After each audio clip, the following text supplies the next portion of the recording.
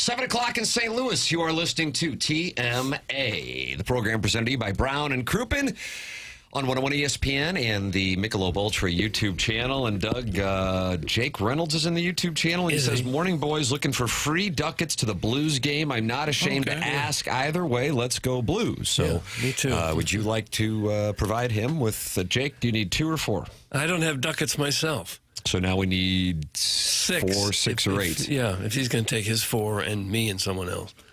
Jackson, do you need tickets?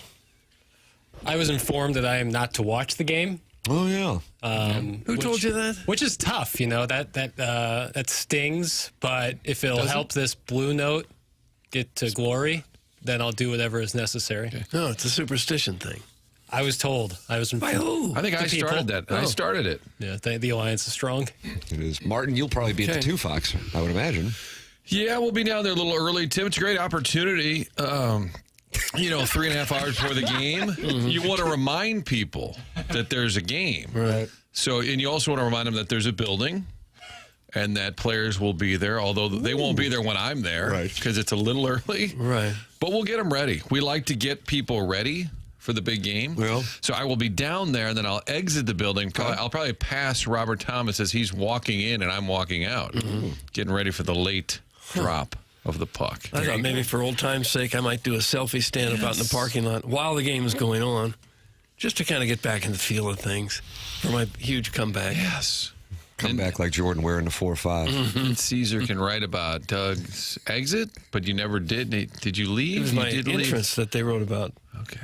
Vaughn ready to return to KMOV. That's right. Never had any intention. Sitting on a panel discussing the Cardinals. Jake Reynolds has specified the number of tickets he needs. 2. He would take 2. And That's how many are you looking reasonable. for? Are you looking for 2? Are you looking for 4? Yeah, I'll take 6 to 8. 6 to 8. All right. I'm going to see what it costs to get in the building then. Okay. Probably not all that cheap. I think it's 100 or more, probably. Upper deck. Yeah, that looks to be about right. Well, what's the number? 106 is what I'm seeing. 106 just to get in the building. Okay. Yeah. That's before fees, probably. No, this is all in. Whoa. There's an option where you can choose all in, so you know exactly what you're paying. ESPN.com. Tim says it's not the Bible when it comes to buying tickets. I don't think that thing's accurate. 75. Chairman Kurt, you agree it's not accurate? No, it's not. I've already been on multiple secondary websites this morning. Are you looking to go? Oh, I would love to go. Doug, we all want tickets. I think so. So please What a send in your sad tickets. sports show. Hey, we'd all love to go. Well, one guy's not allowed to watch, though. Yeah, he can go, but he just has to, sit in a cocktail lounge. Or just face the other direction. Hey, Bobby Plager would watch. not watch during playoff games. He would pace the upper deck. He couldn't stand to watch. You're welcome to participate in the program by texting in 314-399-9646. You're welcome to call in 314-974-0101 and email in for our Design Air Heating and Cooling email of the day, giving away tickets to Adam Wainwright's concert that's taking place on July 27th. That's the Big League Bash. That's the prize for the Design Air Heating and Cooling email of the day. And Doug, 25 hours from now, foursomes for the Dotem go on sale. Oh, do they? On 101ESPN.com. That is presented to you by Michelob Ultra. And it is the return of our signature golf tournament here on TMA. It started in 2016. And foursomes will go on sale. The tournament, you can play in one of or both of the days, May 29th, May 30th at Oak Valley Golf Course and Resort. For those of you who may not be familiar with the course, I say it's about 15 minutes south of 270 and 55. That would be my, I guess by definition, it is Peevely. I was down there 3 weeks ago, and I was surprised by how close it was, to be real transparent with you. Get your foursome together. I believe it's about $170 per golfer. That's all, and that's all in. That's a lot of food. A lot of food. Well, what it's going to get you is your breakfast from Donut Drive-In, your lunch from Lee's Famous Recipe Chicken. On Thursday, the after golf dinner festivities, Texas Roadhouse, and on Friday, Super Smokers Barbecue. And that also includes all your Michelob Ultra, plus the 100 West Dental closest to the pin competition. And now, friend of the program, Chris Pondoff has a longest drive competition brought to you by EDF. That is now a new addition to the festivities. Registration for the Dotem, presented to you by Michelob Ultra, opens tomorrow at 8 a.m. on 101ESPN.com. And our charity partner this year is the St. Louis Hero Network. That's in honor of Brian McKenna, who worked with the St. Louis Hero Network. So portions of the proceeds from the Dotem will go to the St. Louis Hero Network. The Dotem has always had a charity partner. This year, the St. Louis Hero Network, in honor of Brian McKenna. Find all of the information for the Dotem and get your foursome together at 101ESPN.com, May 29th, May 30th at Oak Valley Golf Course. And the Blues will be in L.A. taking on the Kings for Game 5, I think. That night. Okay. I think that's what it is. This is when you could really use Douglas to kind of map do a this little schedule reading. map this thing out. Just kind of always be there. When you have a question, when do they play? And he'd step right up. You're damn right he would. 7:30 start. What do you think it'll take to win that long drive event? 300? I don't know what I'm going to hit it. Depends on what the Hawks doing. Okay. I have my fairway finder swing, as you know, and then when I really let this, what did I weigh this morning? $154. When I really let this $154 behind that's a lot of man. That's a lot of man meat. Nutted it. Absolutely nutted it. Welcome back to Club Pro Guy. So, Doug, I don't know. I guess I can go, what do you think, 335 carry? Yeah, I hit him that far, but not straight usually. So that's my problem. Sometimes I'm 350, 352. But it's just dead right? Yeah, it's right, left. It's Army golf, left, right. Yeah, I never know where it's going. Army golf, I like that. Chairman Kurt says Patrick is on the Callier and Thompson Let's phone get lines. after it today. Let's you go. You want the phone lines, Martin. Doug thinks they're poisonous. I do. We got off to a bad start yesterday. And By Albert Edison or Alfred Edison or something? and then nobody called again. They were petrified. All right, Patrick, good morning. You're on 101 Let's do this. ESPN with Chairman Kurt. Hey, Tim, thank you. This is Coach Pat Turner from Duchesne High School calling. Coach Pat Turner from Duchesne High School, Doug. All right. Appreciate the time. I hope I can improve upon the calls for the week here. I'll be brief. Chairman let me through. The bar is low. We're putting on a fundraiser soccer game tonight at Duchesne High School for Officer Nathan Speece. If you recall, he was wounded in the line of duty about a month ago. Unfortunately, had to have his leg amputated. And a lot of costs come along with that. And his twin brother, who is a St. Louis firefighter, started the GoFundMe for him. Both these lads played soccer for me at Duchesne. Nick's been coaching with us for about 9 years now. And we're just doing whatever we can. So I was using the power of your airwaves and all your listeners and see we get some soccer fans or just some good-hearted people to come out to the game tonight in St. Charles at 6 o'clock. The color guard's going to be out there for the anthem. We're going to have a flyover. We're doing it right tonight for Nathan and just trying to get support for our St. Louis police officers. God bless. Yeah, this is at Duchesne High School. That is Duchesne High School. It's the other Pioneers, Doug, the Duchesne Pioneers out of St. Charles. Doug doesn't acknowledge other Pioneers. What time? What else do they need to know? There's going to be a tailgate going on starting about 4:30. We got Joe Ledbetter on the grill. Get there early. There's going to be QR codes for donations. We got raffle baskets with all sorts of stuff in there. St. Dominic put together a basket for us. That's our opponent tonight, so the always formidable opponent in soccer. We're coming together with the soccer community and just doing what we can to raise money. So, there'll be raffle baskets. There'll be a bunch of different things. There's how the River City, or not the raft, the River Otters used to do chuck a puck. We do chuck a duck, where you throw a duck out onto a target at halftime. So another way to donate and have some fun and win prizes. So, just a great thing coming together for Nathan Speece, our police officer tonight. God bless, Patrick. Thank you for the work you're doing on it and all of the people involved at Duchenne, and thank you for sharing it with the audience. A number of people have texted in already in support of what you're doing, and certainly big fans of the Officer Spees. So thank you for the call, man. Appreciate it. Hey, guys, thank you so much. Love the show. God bless. Nathan, thank you. Gentlemen. Yeah, Nathan Spees, who this is St. Louis police officer. He's referencing what the event is for. Was struck by a car in March on I-70 while attempting to arrest a suspected car thief. And so they had to amputate a lower part of one of his legs. And so that is the backstory on that for those not familiar with the fundraiser. Yeah. I enjoyed him explaining who was on the grill. I got Joe Ledbetter on the grill. Oh, I he like don't that. play now with the cheeseburgers. Doug is skeptical of when people talk about their ability to barbecue. Yeah, there's a lot of barbecue snobs out there. I know just how to do it, and you don't. And if you don't eat it rare, man, you're ruining the steak. Stop it. I'll eat it like I want it.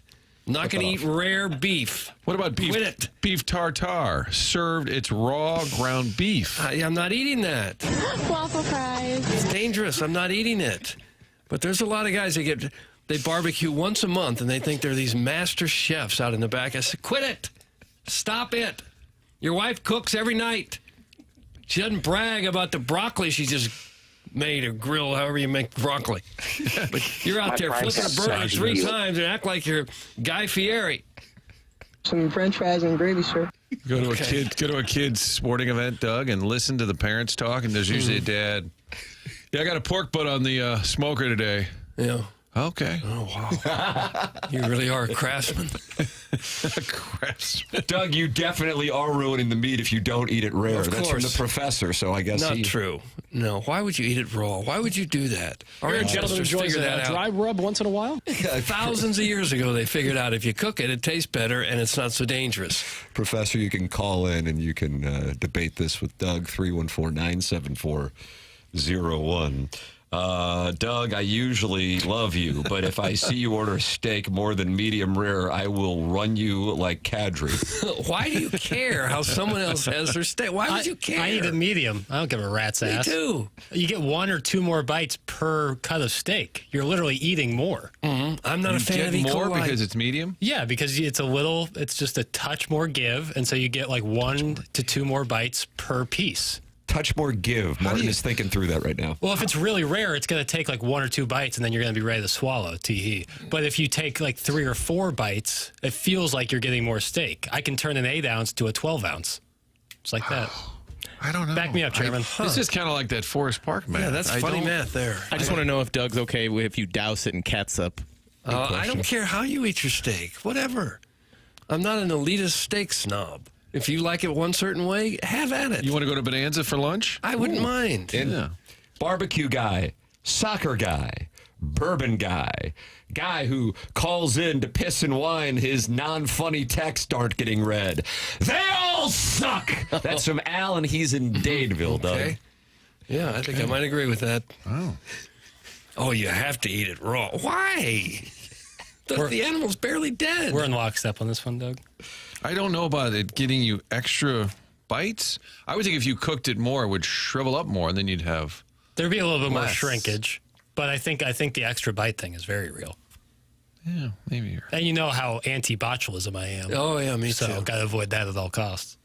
I like how we went from saluting a great charitable event, and it just went The real sideways. story was the guy on the grill. Joe Ledbetter on the grill. Kind of like when the lead singer lets you know who's on the bass, who's on the drums, Yeah. who's on the grill tonight. Joe Ledbetter. I like that.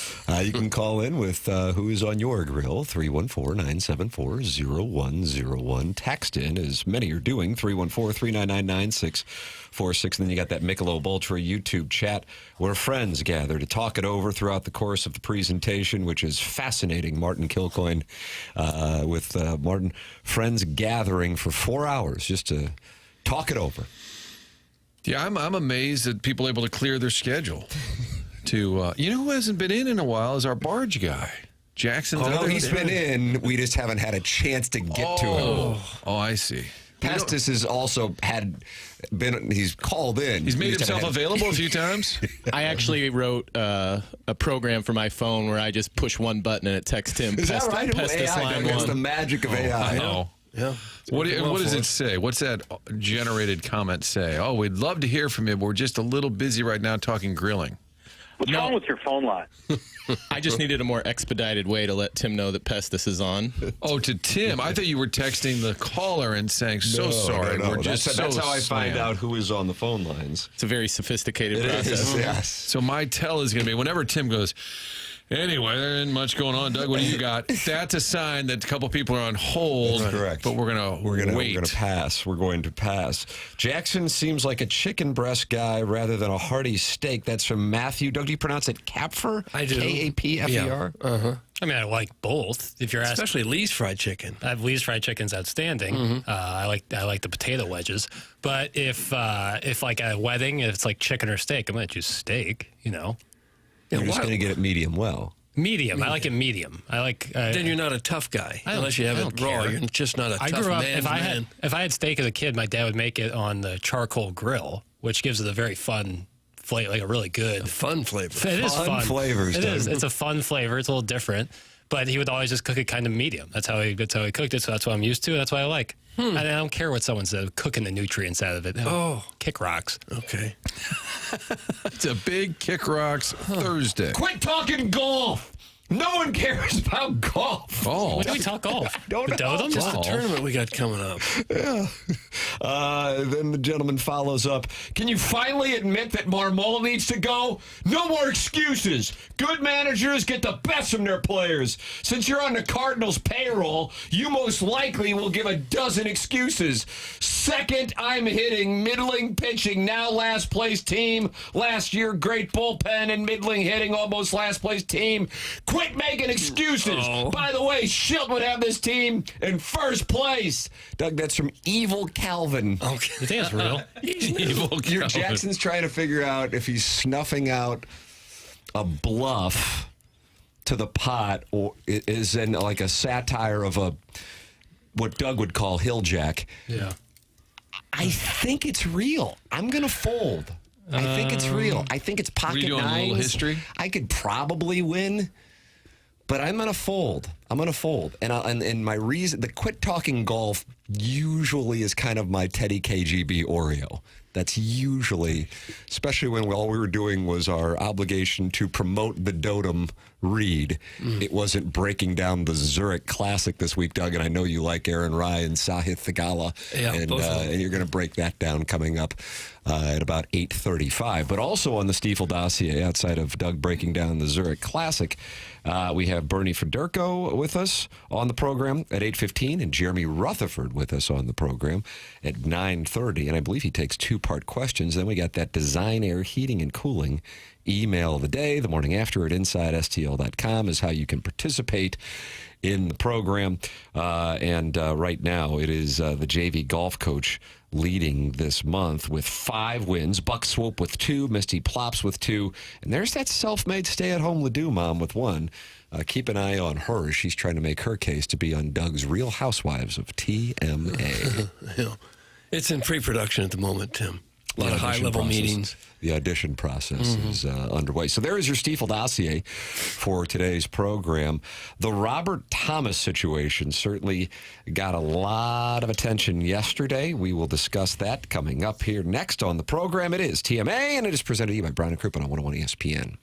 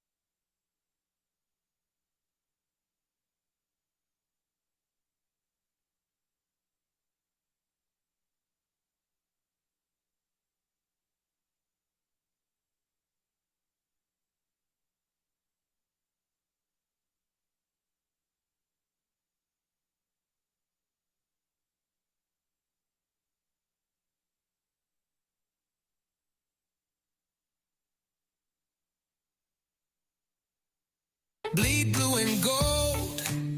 It's what we do. Stanley singing, come on, St. Louis. This guitar solo will be blasting through the Enterprise Center tonight as Game 3 gets underway. And Robert Thomas, Martin, he will be on the ice, but he wasn't on the ice yesterday. It was called a maintenance day. Like a good maintenance day, Tim? Every once in a while, just a maintenance day. If I had a maintenance day scheduled tomorrow, I would be able to stay up until midnight to watch all of the game tonight. Instead, I'll be watching it at approximately 4 a.m. tomorrow morning, Oh, gosh. 4 hours after it concludes. Robert Thomas not skating yesterday. And now that which we were kind of reading between the lines before is now just kind of accepted as one of those playoff truths that you got injured. As we saw, he left the ice following the final regular season game or during the final regular season game. And now it is clearly something that's bothering him. Mm-hmm. Those guys do get just outstanding, unbelievable medical care. Sometimes they come back from injuries, not just hockey, all sports. They come back from what might keep the average person out a month or more. They come back just in a matter of days or a week or something. It's incredible the progress they make on some of the injuries. So hopefully he's got an issue like that. When the playoffs end, it is part of the tradition when they rattle off what everyone had. And I love, they'll say, yeah, so-and-so actually tore his ACL 2 months ago. And you're like, holy crap. Yeah, he had a blown out rotator cuff. You find out later how severe it is. I guess you can't hide the fact that Thomas is injured to some degree. You just don't know the extent of it and how it's affected. It'd be horrible to find out that it really did affect his playing because he was at an MVP level for 2 months. I mean, the most points of any player in the NHL since the Four Nations break, and now that guy, to some degree, is limited. Doug, you always talk about puck luck. Always. Yeah. You really do, and I think there is a lot to be said for it. But another element of it is, if you look back on 2019 relative to the teams the Blues were playing, especially toward the tail end of those series where they had, ground their opponents down, the Blues were healthy. And unfortunately, it's a real shame because just a couple weeks ago they were pretty damn healthy. That it's just not where it happened right there at the end too. But again, anytime we talk about the 2025 St. Louis Blues, the thing that I'll keep holding on to and in some capacity be just in awe of is the fact that they really went on their run when their MVP at the time was lost for a month and change in Colton Parayko. So who knows, but this is a real storyline, and it is a real unfortunate storyline for the Blues. Yeah, not to mention Holloway out, and we may not see him. That's the one that I'm really focused on. But now Thomas in addition, and Parayko probably isn't the same guy that he was when he got hurt in L.A. Right. Yeah. Other teams got him too, but it's really hard to make a long playoff run if you don't have your top players. Hard, if not impossible to do. But that's what why, they're faced Doug, with. a week in between games is perfect. Yeah, it helps. Rest up. Mm-hmm. Doesn't hurt. That's for sure. Can't wait for tonight. Gosh, it's going to be exciting. It's been 3 years since we had a playoff game in San Boy. That one did not end well. That season ended in just the final seconds, Colorado. But I think they'll come out flying tonight. And who was it? Was it you asking Rivers the first goal? Does it matter? I don't know. I feel like if you're a team that's kind of on the edge, a little nervous, maybe just a little tight, you get that early goal. I didn't play in the NHL like Jamie Rivers did, Doug, but I kind of feel like that first goal tonight would really take it to the next level in terms of just the energy in the building. I think it sure would for the fans. Because they're nervous too, for sure. Yeah. Winnipeg minus 122 on the money line, Blues plus 102. So it's essentially in Las Vegas, it's about a 53-47 flip, for lack of a better term. Doug, you got ace king, I got pocket queens. Let's run it twice. Okay. I don't know. We'll just see what happens. That's what the numbers are. If you had the Capitals minus a goal and a half, you enjoyed their goal last night against the Canadiens with 0.7 seconds to make it 3-1. Meanwhile, I really still like the Colorado Avalanche. I think the Stars have led that series for about 58 seconds, yet they lead, and as far as all of the gameplay, yet they lead the series 2-1 as they get an overtime winner last night. I think that this Papers has the audio. Has he? Okay, let's hear it. Can't take the puck away. Now does. Skates the stick away from Drouin. Played ahead to Marchment. Marchment drives to the net. He holds, finds a cutter. Score! Marchment sets up Sagan. Doug, Tyler Sagan with the goal. Tyler Sagan with the goal. The Stars had to kill a 4-minute penalty, and they win in Denver, so they lead that series 2-1. And I'll tell you this is something that really might bode well for the Blues, and hoisting that chalice at the parade June 14th at noon. You know what 2001, 2016, and 2019 all had in common? They were all years in the 21st century. That is correct. Yeah. There are other things that those years had in common. What was that? The Blues made it to the conference finals. Oh, okay. You know what else they had in common? I don't really know. They played the Stars in the second round in 2001. Okay. Sweep. Matthew Perry was in the building at Reunion Arena. 2016, 7 games and a skull pounding in Game 7 in Dallas. And 2019, of course, how do you do, hometown hero? Okay. Think about that. Yeah, So if the I'll think Stars about are in that the for a second while. round, that means at a minimum the Blues go to the conference finals, where they play I either the think so. Kings or Wild. Is that the deal? It's almost Kings are automatic. really good, by the way. And maybe Kingy. all year we didn't talk about how good they were. We talked about their home record and how the Blues went out Yeah. there and picked out 3 or 4 points, which was great considering the situation at the time. That was right after Preko's injury and the trade deadline. But yeah, they, I would imagine they are Banty Roosters in Edmonton this morning as they are staring down the barrel of a 2-0 deficit. And unlike the Blues and Jets, those games, I mean, Edmonton fell behind 4-0 in Game 1. To their credit, they came back, and then LA won it late in the third period after Edmonton had 2 empty net goals. Last night, nothing doing there, and the Kings head to Edmonton with a 2-0 lead. Going back to Dallas, it's amazing how they have kept that core together. The goal scorers were Jamie Benn and Tyler Sagan. Those guys have been there forever, and they've added on Robertson. I knew I was hurt, Ottinger, the goalie, but they've kept that core, that older core together. And I'm sure there's a narrative in Dallas, too.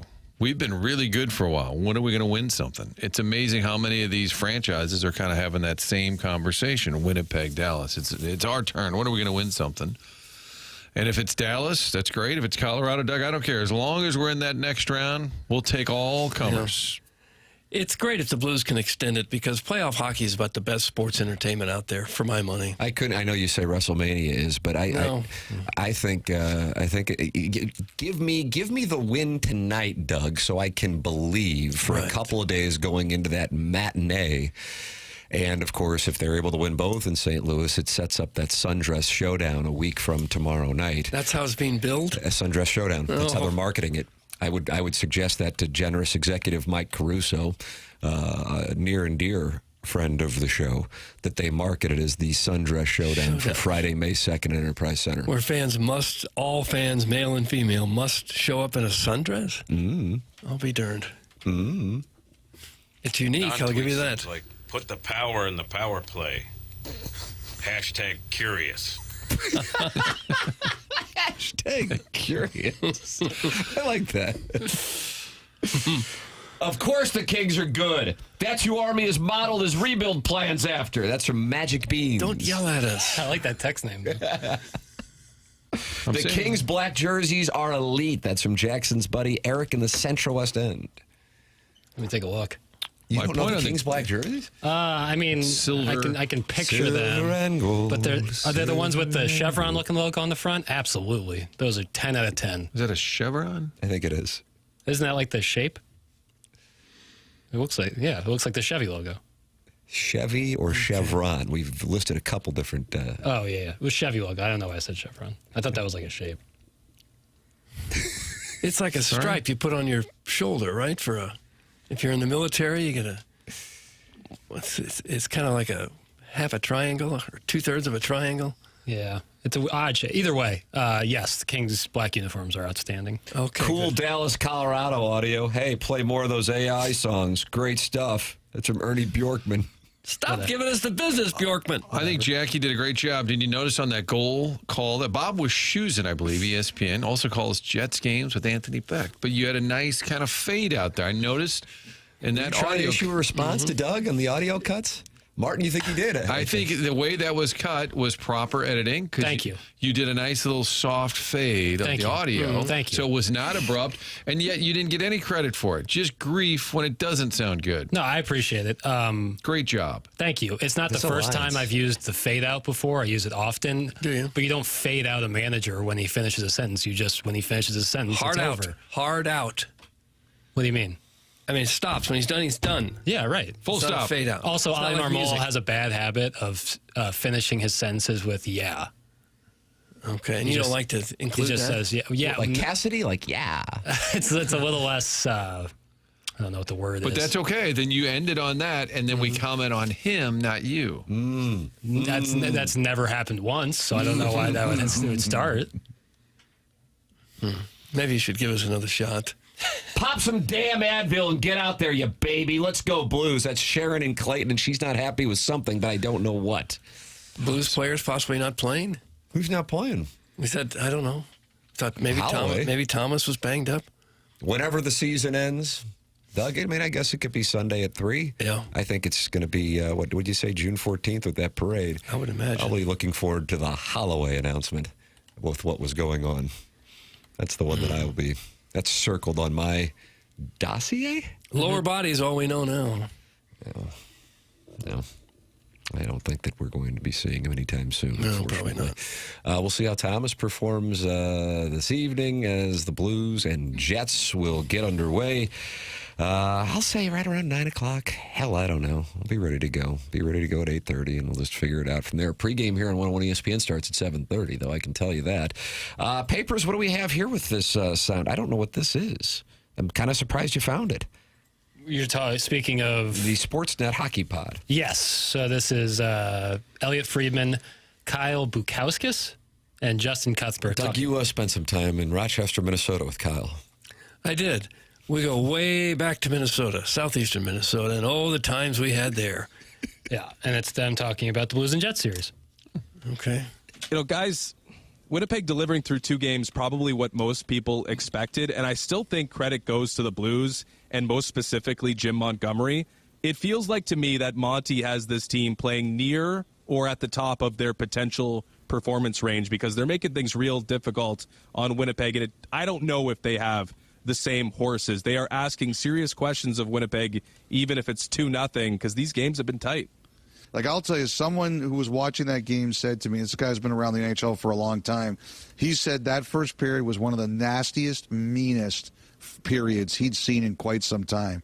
Like, there were guys getting hit I could not believe they were getting up from. Like that Kyrou hit from Logan Stanley, I could not believe he came back into that game. But, again, it was a tough, tight game, and it was tied going into the third period, and the Jets won it, and Hellebuck was better.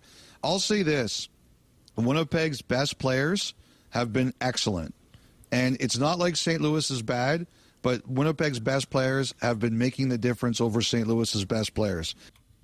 I agree with that assessment. And that is why, speaking to what they're saying there, that I expect, and Jamie Rivers said this when he was with us yesterday, I expect that tonight it's going to be anarchy. I really do. I think, and that's not just because it's the first playoff game in St. Louis. And would you say, Martin, 3 years? 3-ish, right around the time. Yeah. I think, because I think that's probably, and mainly in part because of the health situation, the Blues' best chance to win this series. They're going to have to play that way. And I think maybe it's subconscious. I don't know. The Jets, I think it's pretty obvious, had higher expectations going into the postseason. I don't know how it couldn't be. I think they probably had higher expectations going into the regular season. And then you start the regular season the way they did with that winning streak, much less now where they are up 2-0. There could be some conscious to, okay, we've got to make sure that we stay healthy so that we can survive the Stanley Cup playoff marathon. And so the Blues, in the essentially do-or-die spot that they are in, I think they are going to be human missiles tonight down at Enterprise Center, Doug, and that's going to create some entertainment and a building that is fired up. Expect Braden Sheen and Oscar Sundquist to go crazy. I suppose those are the two most physical guys. Fox has got some sandpaper to his game. And, Nathan Walker's not afraid to upset a few apple carts. I love that one.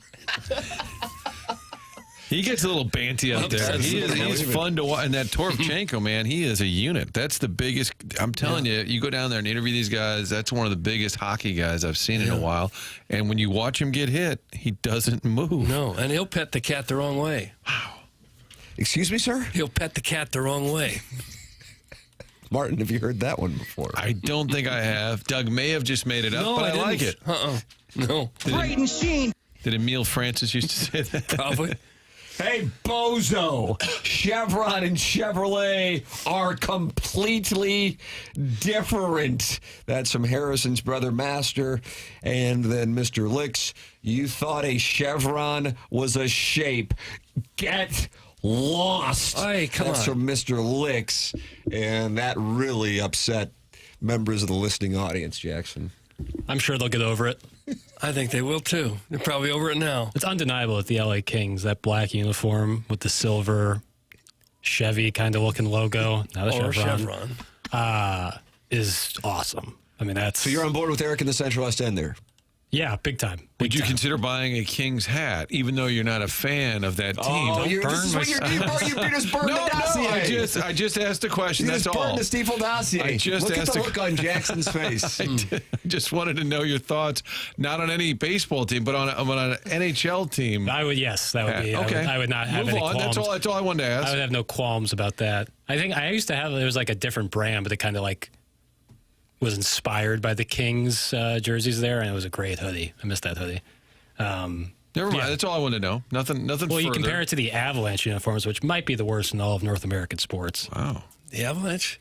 You don't like the color, that maroon? Logo, color scheme. There's a lot going on there. It's odd. The pants, awful. I have to tell you, especially when they went from the Quebec Nordiques sweater to whatever that is, with whatever colors those are. Yeah, what? Yeah, that's a tough situation. I'm just looking at the Nordiques for the surprisingly first time. Oh! Outstanding. Gosh. Just outstanding. These are beautiful. I think, is that an elephant? I don't know. But it looks great. Nordique, of course, is an elephant. It looks like an elephant, does it not? Like a hockey elephant. Hockey elephant. But the Avalanche, the colors make no sense. Oh, it's awful. And what do you know? A Kroenke-owned vehicle. Oh. Nice. They've looked like that for a while. That was a crowd pleaser right there at the end. Well, We called that the cheap pop. I needed a little comeback, you know. Did after the hockey elephant comment. Yeah, it's like when you go read in elementary school, you know. Boy, that Kroenke, I people hate back that on your guy. side. Mm-hmm. Yeah, God. Puck Kroenke, I say. Yeah. Vegas Deli Mustard Nights is the worst. That's from Jamie's Vacation Speedo. Honestly, most of the West Coast, Vegas, maybe Kraken, San Jose. not great. Vancouver's got great uniforms, especially that blue with the green. They diversify. Yeah. I mean, if you look at what they were wearing when they were playing the Rangers in the 94 Mike Keenan Stanley Cup, a little different sweater. And then in the early 1980s or 70s, they just had a yellow mustard sweater with a big V on it. They lost their minds there for a while. But that blue sweater they wear with the green and the hockey stick logo, that's pretty cool. Solid. I would say that you could say the original six are the top six sweaters in all of hockey. I'd give that take. Yeah, I think. That means St. Louis Blues aren't in there, though. Yeah, and it's a good one. It's a good one. But the original six, all of those are outstanding uniforms. By the way, Jackson, a chevron is a V-shaped mark or symbol. Okay, often, so it is often inverted. Wow, what are you going to say back to Mr. Licks? Again, make your apology as loud as your disrespect. Oh, my. Put that on a shirt. It's still not that much related to Chevrolet. No, that's a fair, but to say, I said it was a shape, and it is a shape. So A V-shaped mark or symbol, often inverted. It's like the stripes on a military uniform. Okay, that makes more sense. Well, you never know what we're going to have to workshop on this show. It's nice to get that ironed out. Can Jackie even name the original six? That's from longer than Martin's onboarding. Sure, Detroit Red Wings, Chicago Blackhawks. Sure. Toronto Maple Leafs, Boston Bruins. 2 more left, Doug. Montreal Canadiens. The sixth one gets tough. Oh, the sixth one gets tough. No. Oh, no. Not now. Not on the day of Game 3 here in St. Louis, Missouri. Did I say Boston? Yes, you did. Rats. Rangers. New York Rangers. Yes! All right. There we go. What a moment here for little Jackie Paper. He applauded himself. And yeah, all 6 of those uniforms are awesome. I'm going to give you a chevron. Thank you. I own too much Chevron stock to give a crap about a chevron shape. Try again, movie boy. That's from Mr. Licks, Doug. If Chevron is in public, I'm going to go nuts. You think it's a privately held? Why not? You know. Are you researching it now? Yes, he is. Okay, He's he in the is. midst of it. Hey, you can email in on your portfolio the morning after at InsideSTL.com for the Design, Air, Heating, and Cooling email of the day. Doug, you got playoff hockey in St. Louis and glorious weather in St. Louis. Sure do. And I thank Seth Goldcamp for that. Design, Air, Heating, and Cooling online at designairservice.com. Martin's a client, Doug's a client, I'm a client. It's time to start getting that air conditioning ready because we are entering the month of May. The temperatures will rise. You want to make sure the air conditioning's firing on all cylinders. Go to designairservice.com and get it checked out for the warm weather months in St. Louis. The longest running sponsor on TMA is Design, Air, Heating, and Cooling. That's Seth Goldcamp and his team. DesignairService.com. Design, Air, Heating, and Cooling, sponsor of our email of the day. Jackson Burkett is back with his stock report. Yeah, it's public. So, joke's on me, I guess. Well, it's an enormous company. You didn't think like a guy owned it? No. I don't know. You Probably never know. not. You never know. Bob Chevron? Bobby Chevron. You know. Can we get some more motivational words from Sharon? There is nothing more inspirational than the toughness and tenacity of a Clayton housewife. Go play mahjong and quit yapping. That's from Arbor Day Doug, who is sideways with one of the stars of the Real Housewives of TMA, Sharon and Clayton, who I think is going to be in the building tonight. I think she said that. What is mahjong? Jackson? Isn't it? It's like a kind of card game with tiles. 3 crack, 2 bam. Wow, you actually do know about this. That's George Costanza's wife, or I'm sorry, George Costanza's mother in Seinfeld was playing mahjong. That's what she was yelling. 3 crack, 2 bam. Estelle Harris? Is that the name? Estelle Getty. Correct. Rue McClanahan, B. Arthur, Betty White. Probably Estelle have Harris. some older ladies that get together. And Yeah. It's folks like play euchre. or cribbage, bridge, pinochle, all the above. Mahjong. Yeah, like non-gambling card games. Go fish. Boys, who's an unlikely goal scorer you like tonight? I'm looking to sprinkle. That's from Doug Shower Squeegee. Okay, you're just guessing with that kind of thing. Absolute guess. Foxa. Wow. You could say any name. It's a complete guess. I'll make a play. One that I think, he's already got one in the series, but I think he's going to have a big night. Human Missile, 70. Sonny. Yep. Kind of like that play. If you're looking to sprinkle, there's my play. You're firing, you're just buying a lottery ticket, but yeah, I think he's going to have a big night. Doug, who's big for you? I'll say Snuggie. Snuggeroo. Snipes? He's not afraid to shoot. So many of them want to pass. He fires it. I'll take him. But that building's going to be bat crap tonight. That's going to be a bat crap building tonight. Full of hope, full of dreams. And I think the boys are going to put on a show. I don't know if it'll lead to a win, but if Winnipeg's to win, they're going to pay a price. You follow me? Yes. Yes. The Blues will come after him. They'll come after him. Human missiles, as you say. The game doesn't start till 8:46-ish. They got time. Why don't they roll out some of these songs? The pregame's going to last 3 hours. You could make like a 2-hour concert before the game. Just AI-generated songs. The Blues do have to be careful, though, because if you fall behind by a goal or two, you can't really run around crazy and get more penalties, and next thing you know, you're down by 3 or 4, and then it's over. So it's a fine line between being super aggressive and throwing your weight around and establishing physical dominance and taking penalties that are going to cost you the rest of the playoff series. You can give your thoughts, 314-399-9646. That's how you can text into this program. And then a week from today, Little Jackie Papers will be back to work updating the names in the Air Comfort Service text inbox for the first week of each month. In 24 hours and 10 minutes, the foursomes for the Dotem, presented to you by Michelob Ultra, will be available to book at 101ESPN.com.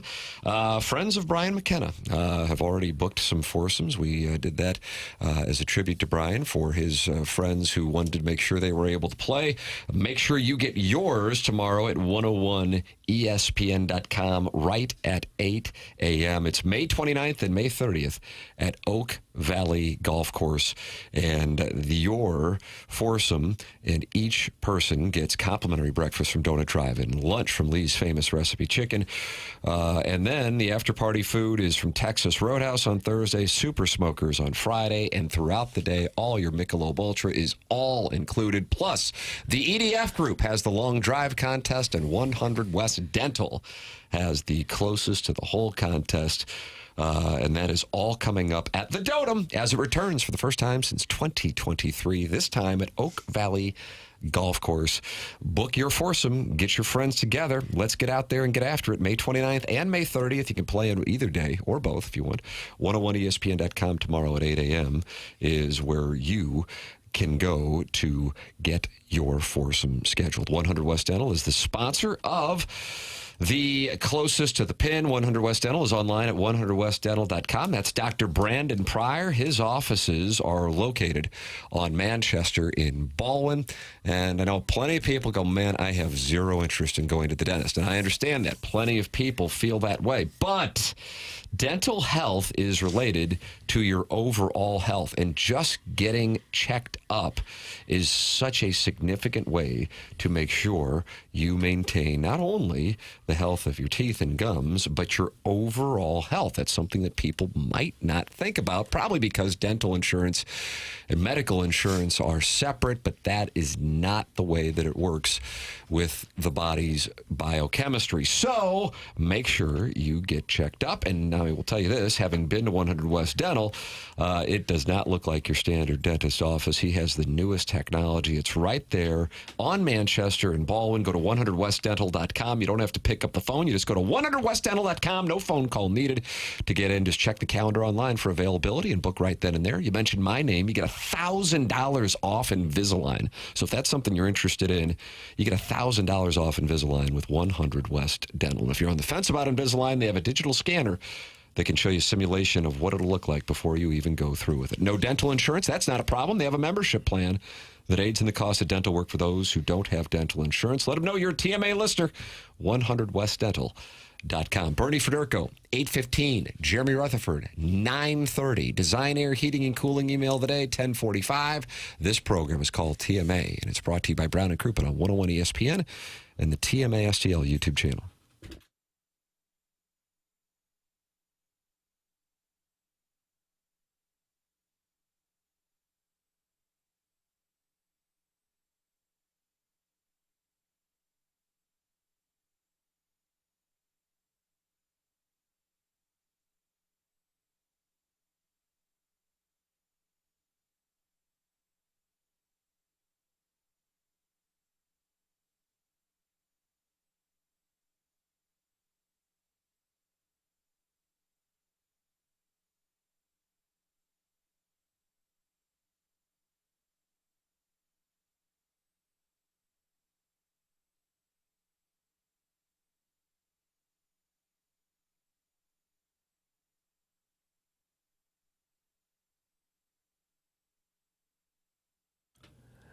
Have you checked out Green Envy Lawns yet? Well, if your lawn is not looking good, and it should this time of year, but you seem to see two different types of lawns right now, those that are in perfect shape because we've had rain and some sunshine, and then those that have been overrun with crabgrass and a bunch of dandelions, and it really does ruin the look of your property. Well, Green Envy can help with all that. They've been doing it for more than a decade now in St. Louis. They only use products that are formulated for our Missouri soil, weather conditions, and turf types. They do not use those national generic products that that you might buy at a big box store. They'll come out, spray your yard, get it going. There is no charge for weed touch-up or reapplying the weed control for Green Envy customers. Crabgrass is a big problem with the massive amounts of moisture that we get, so let Green Envy help you out with that situation. Their programs have no hidden fees and no contract. They're open Monday to Friday, 9 to 5. Give them a call, ask them questions. They'll tell you what you need to do to get your lawn in great shape. The website is greenenvylawns.com.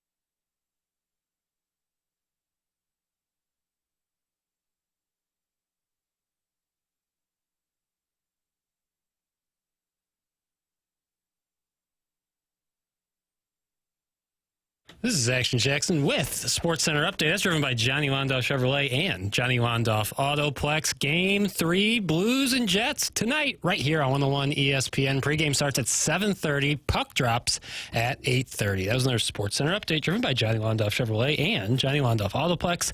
See them at londoff.com. Chevy, together we drive. Are you kidding me?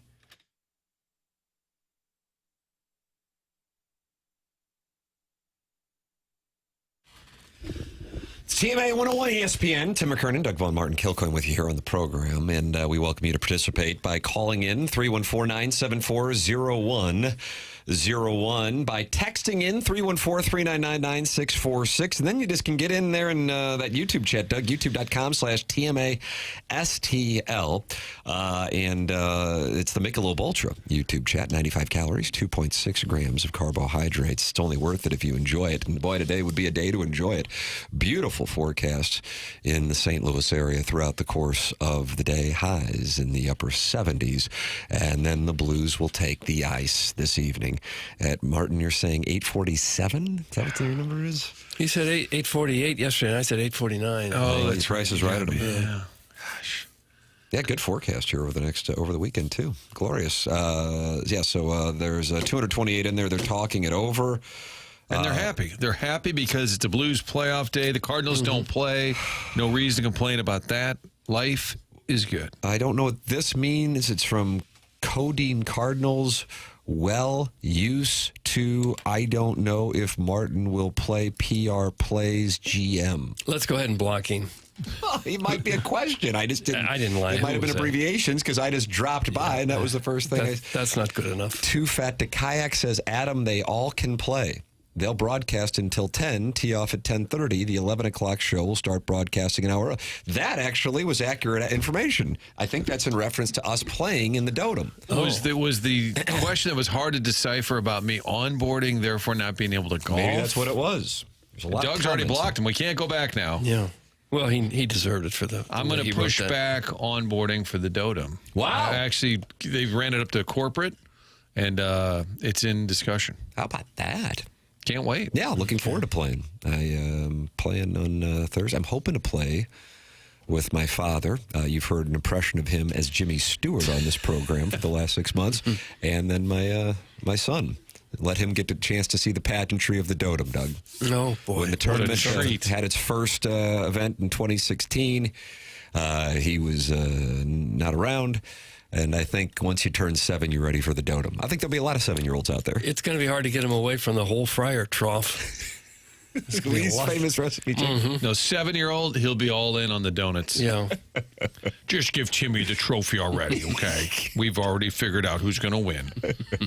I think by playing with my father and my 7-year-old, I'm at the very least conceding Thursday we won't be going low. If we can get into the red numbers, it would be an accomplishment. Well, you still got an opening for one more, right? You don't want them. I think I'll just hit twice. Okay. Oh, okay. Well, the rules don't apply to you. Amen. I agree with that. With this, I'm new here, but with this crew that texts in consistently, they all have singular names. Will there be a lot of singles out there at the golf tournament, or will we pair? Jackson, what's the story? Do we pair up? Like, does the Maplewood Muffin Man play with Too Fat to Kayak? Do we have Fuelsy over here with Buzz? I mean, do they all, or do they come as a foursome? It's a good question. I'm assuming they all have friends. I wasn't insinuating otherwise. Sure. I wish I could give you a solid answer. I simply do not know. I would like to see the score sheet and have all these random names all It's always together. been fun. Like, there's never been like a guy, like a group where it was like, I'm just one guy, I'm going to hit 4 times. I've never seen that in any of my experiences. Didn't think one guy would hit 4 times. You mean like random guys and then pair it up? Like if I don't know. Honestly. If Bobby and Baldwin signs up and says, "Hey, I listen every day. I'd like to play," will we just pair them up with some other? It's a good question.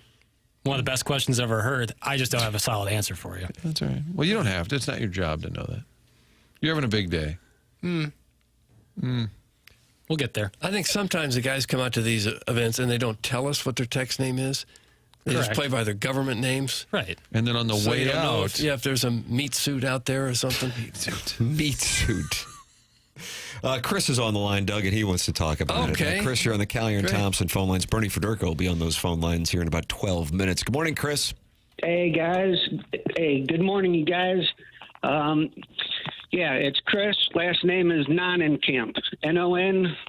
Okay, Nonenkamp, write it down.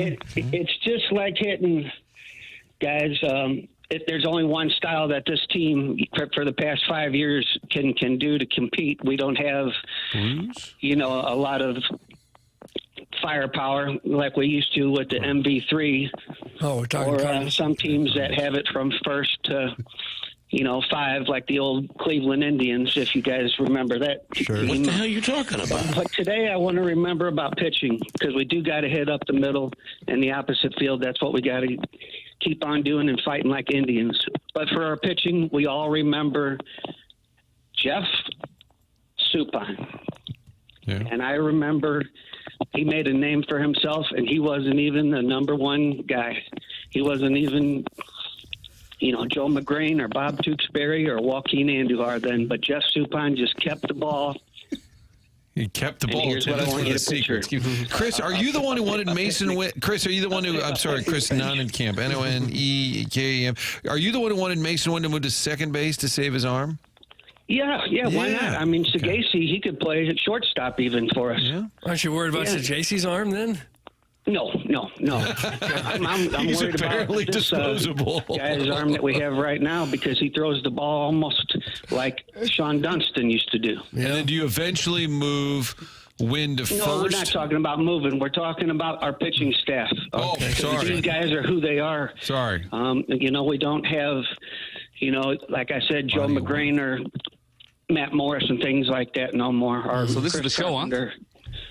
But why can't we have a pitching coach that throws right at the kneecaps all the time? Well, pitching That's coaches where don't the get to bar is, play. okay? If you picture, Doug, if you picture a picnic bench at the park, okay, why can't, like the hitting coach teaches these guys, where to picture a ball coming through the zone, why can't the pitching coach show everyone? And this is very, very helpful. Okay, because if you throw at the knees, remember a picnic bench has 2 horizontal planes, the tabletop and the place where you sit. Why can't you throw it at the bench where you sit all the time? Whether you have 5 pitches, a cutter, a slurve, a sweeper, a 4-seam fastball, a 2-seam fastball, why can't you doink the ball right off of that spot? Okay. The bench. Like Jeff Suppan used to. Boy, that guy, he saved us, didn't he? Yeah, Game 7, 2004, Game 7, 2006. I wouldn't mind him saving us right now. He had a nice career. Soup, call in. I'll talk to you guys. You have a great day. Thank you, Chris. Thank you. It's Chris. Thank you. Hey, we're talking pitching. Don't ask any questions. Doug, you're scolding. Unrelated to the agenda today. I just figured if you're going to save Mason Wynn by moving him to second base, then you just move him to first. You don't have to throw it at all. Can I give you my starting lineup? No. How about if I come down there, Mike? And we worry about giving in-depth analysis. What? And then that's the analysis that we get spit back to us. Not one word was said. Say, I want to ask you a big favor. How about I come up to the station on Friday? Could I come up and meet you? No. Maybe we need to start saying no more. What just happened? Great call, Chris. Now I know the full name of the worst caller in the history of radio. That's from Rob McClanahan. But my friends call me Rue. Chris, I like to spell as well. B-L-E-A-C-H. Doug, that comes from the 314. Hey, Chris, congratulations on being able to spell. Now, grab a cinder block, wrap your arms around it, and jump off the stand span. Oh. That's from the Veiled Prophet. He hosts that ball that you attend. And let's see. I think it's time to just kill the phone line. That's from the old Appleton stepdad. Nope, And he gets out there on the front porch in old Appleton and enjoys a country time lemonade in his rocking chair, Doug. It's a wonderful sight. Here's some guy wondering if Joe Ledbetter can put him on the grill. That seems a little drastic. Wow. Ruin me. The Pope, he's gone. The Pope was on the line. Wow. Doug, I played the Pope. Was that in last year's Fan Page Club Championship? I think you got him 2 years in a row, correct? I think I played him. He got me in year 1. Boy, he could really roll the rock, and I don't think it was fluky. I just think that's a skill he has, kind of like a Brad Faxon thing. And I was very, very, very fortunate to get him last year. He was on the Collier and Thompson phone lines. He's no longer on the Collier and Thompson phone lines. Call back. Chris, really, you don't want to follow that song and dance. You just gave me a sign, and I don't know what it means. He back. Oh, okay. back. Good morning, the Pope. Good morning, Tim. Morning, the Pope. How are you? I'm good. I'm going to a member guest, and I actually just needed some advice. It's match play, and I don't know what to do, so I just figured I'd call you for more advice. For heaven's sakes. Lots of people know what match play is all about. It's not just Tim. Yeah, but I mean... You don't know match play like Tim. See, those are your words, Doug. Can have Jackson play it again if you didn't hear it. You don't know match play like Tim. There's talk, if Keegan Bradley doesn't get the job done for Team USA this year at Bethpage, that they would have me captain in Ireland in 2027 at Adair Manor because of my knowledge of match play. They shouldn't wait any longer. Make the move. Everybody else just doesn't get it. Where is this member guest that's taking place in April? Are you going to Florida or something? I'm going to Nashville. I'm going down I-24. Oh, so this is this weekend. God bless. Yeah, absolutely. Nice. And then last part of this, I'm excited about the Dotem. I'm going to be playing in it with Alan Dadeville, but can we bid on members of the dais to play in our foursome? It went really well last time that we bid on people.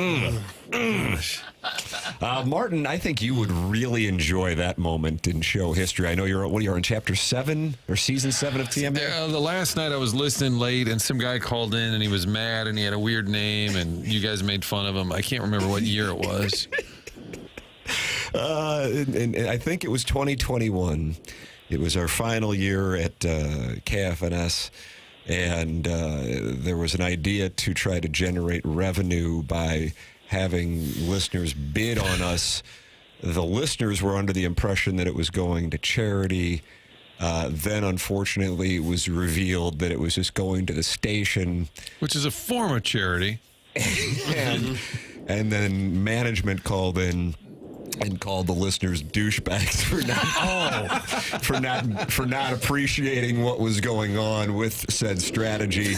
And I'll tell you what, that didn't play well with the listenership. I might skip ahead to that season.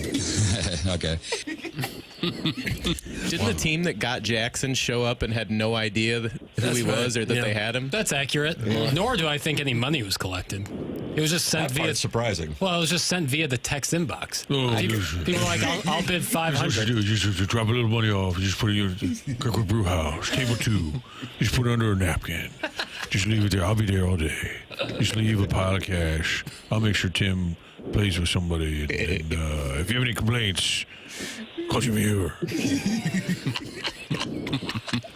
The Pope, I think that's a wonderful idea. It went so well in 2021. Maybe we'll bring it back in 2025. Sounds good. Appreciate it, boys. Doug, you have a nice butt. Oh, pot him down. Pot him That's the down. Pope, and he's going to a member guest. God, how good is your life? A Thursday, just shutting it down for the weekend? And a member guest in Nashville. That's a kind of a ballsy move. It's not like you're going down to Arizona or Florida, but hey, God bless the Pope. Guys, I'm a big fan of the Pope. He's my favorite Asian listener. Any hoodles, we play mahjong in old country. Thanks, and hashtag free perk. Hope you had a wonderful Easter, Mr. Martin. Not as nice as Mr. Tim's, but nice nonetheless. That's from Brian Henshin, who covers the Colts. And boy, he's in Green Bay, I would imagine, for the draft. No, he doesn't cover any of that. What? He's on the high school lacrosse beat. I would think that he's got a...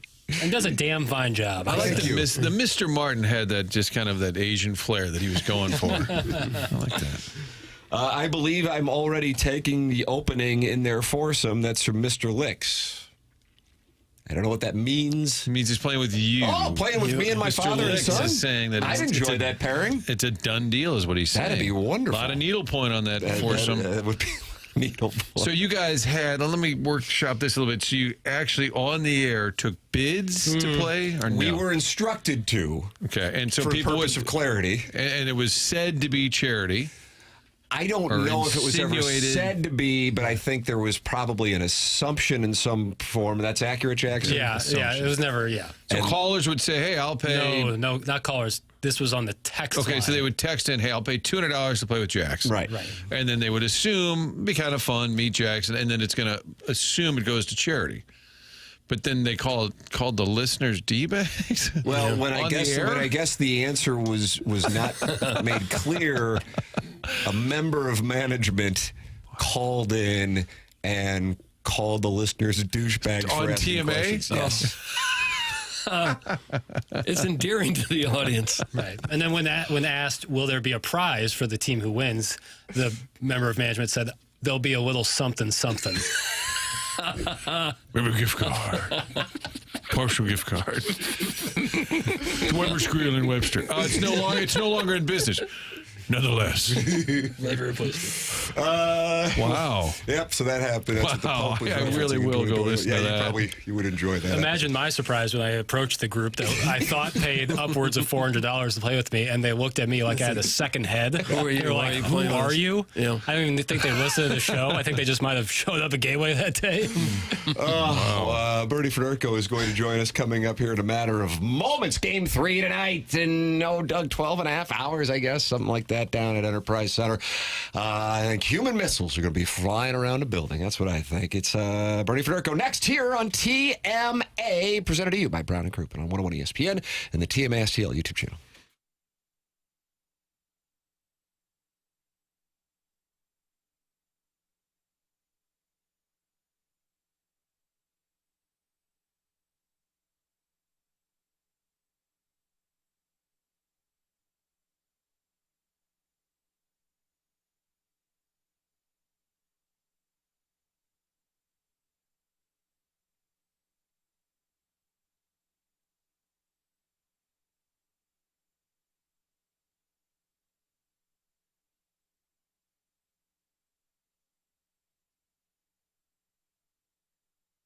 Michaels has been family and locally owned for over 30 years. That's Michaels Flooring online at igotfloored.com. Michael takes pride in helping and making sure his employees are happy and make a great living. His passion's flooring, and when you order from him, he wants you to have the best experience for the best price. That's why, again, he's making sure he gets the best carpet installers, and he's giving them $7 a square yard, which is incredible compensation in this industry.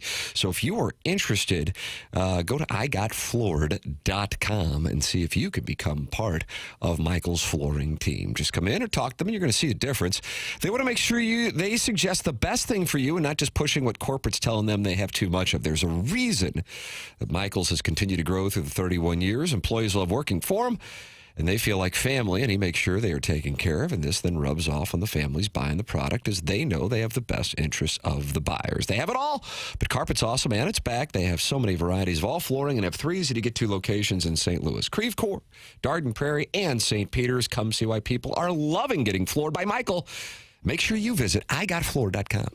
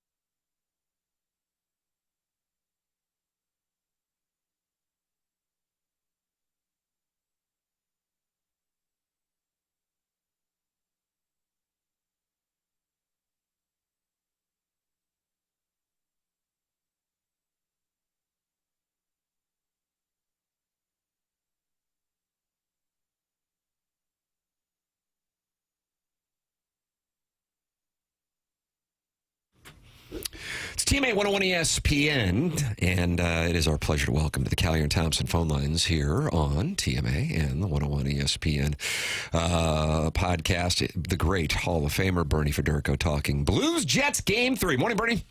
Good morning, Tim. How are you? I'm wonderful. I'm fired up, and I would imagine you are as well.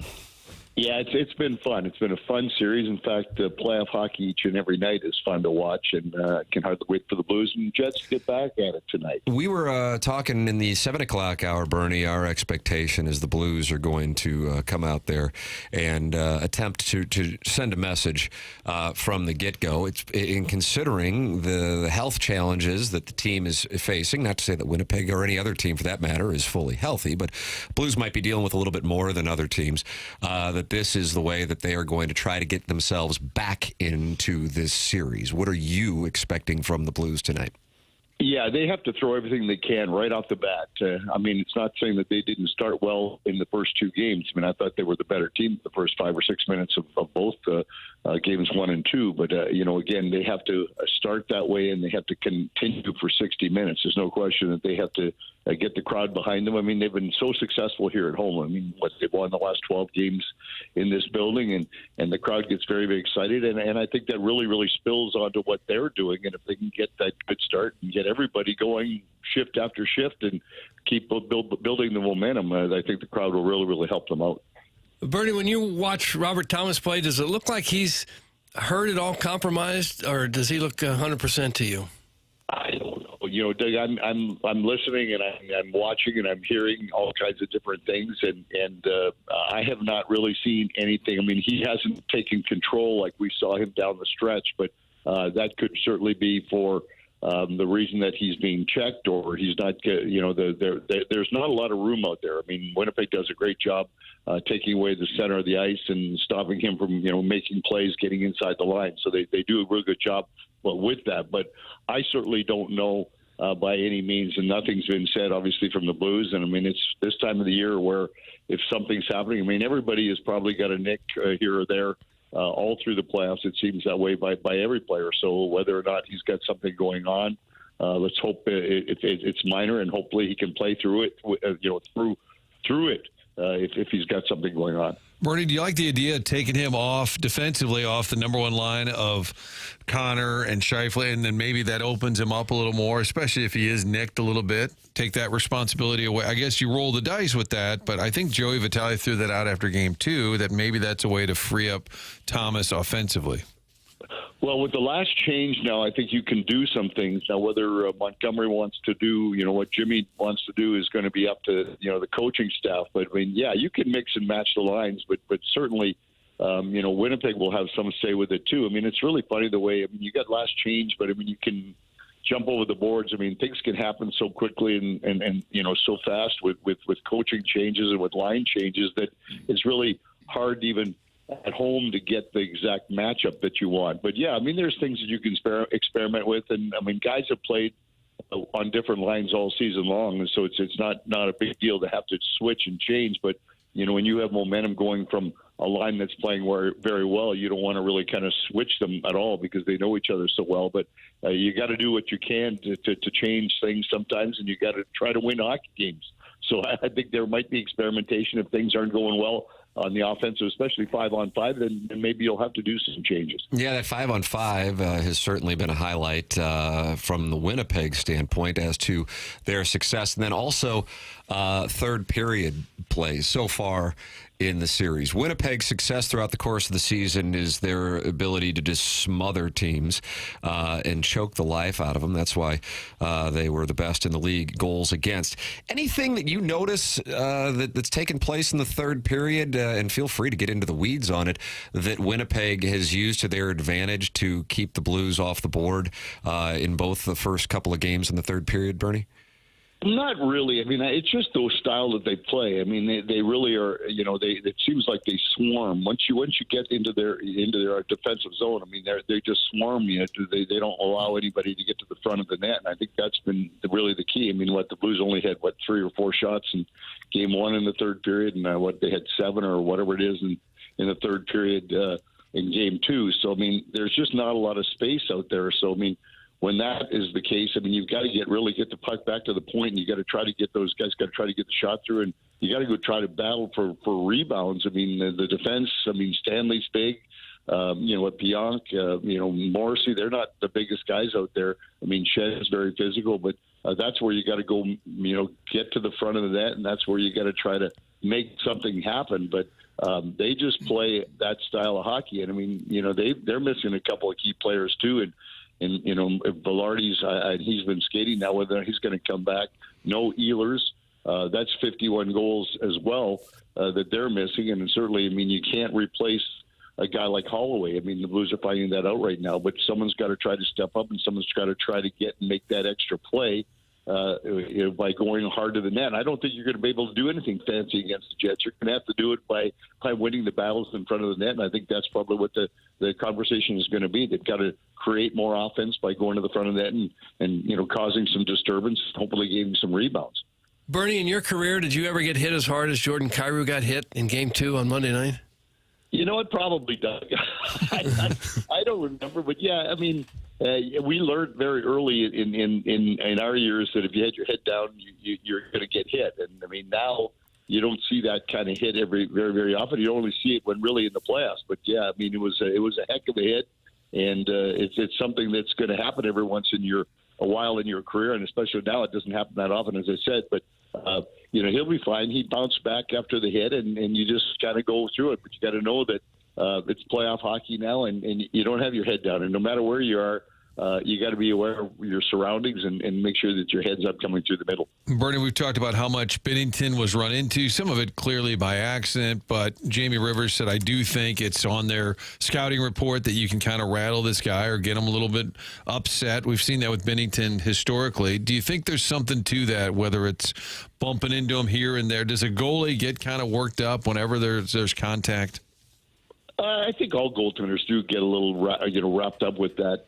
They get amped up if they get run into, or if they feel that someone's getting too close to their crease and this and that. But I don't think it's any different with any goaltender. I mean, Jordan Binnington has really not been rattled much by that anymore. I mean, he understands. I mean, he had the one episode this year, a couple of weeks ago there where he lost it. But other than that, they're going to play hard. I mean, I don't think they're trying to run the goaltender by any means or run Binnington. They're just going hard to the front of the net. And, I mean, I think Kellebuck's in the same position.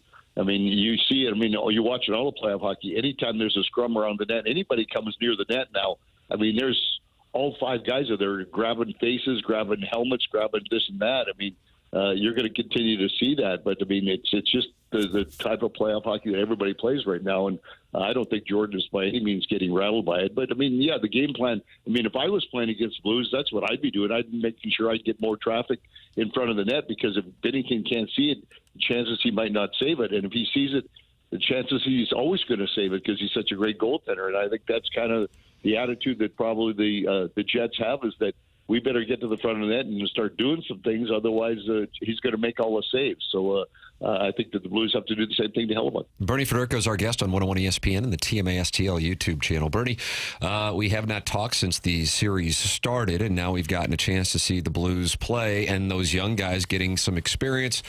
We saw some penalties in Game 1 with Bolduc and Neighbors.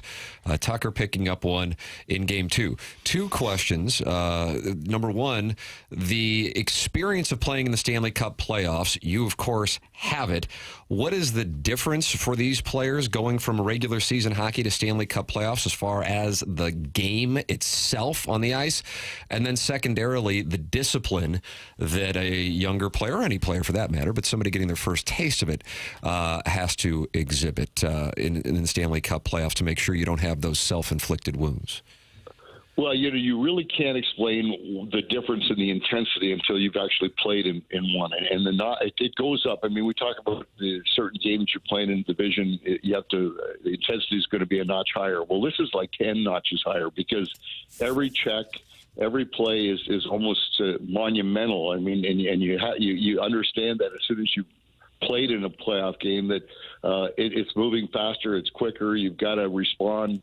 In fact, you got to act before you need to react. Otherwise, you probably are going to be pulling the puck out of your own net. So I think the kids are obviously seeing that guys that have never been experienced before are now through 2 games understand what that intensity means. And yes, I mean, you're going to get an extra shot here. I mean, I think we always say the refereeing is different as well in the playoffs. I mean, I've been surprised that the refs have called as many penalties as they have, though, over the course of the first couple of games. And but you got to be disciplined. I mean, you might get a shot, you might get a cross check, you might have something, but if you react, chances are you're going to get the penalty call, and the acting guy is not going to get anything. So I think these are some little things. I mean, you talk about them all the time, and the guys that have experienced this will tell everybody that's not been through it that this is going to happen, and you can't react. But you probably, the first time it happens, you don't believe it, and then when you react, you get a penalty. Then now you understand. So I think through 2 games now,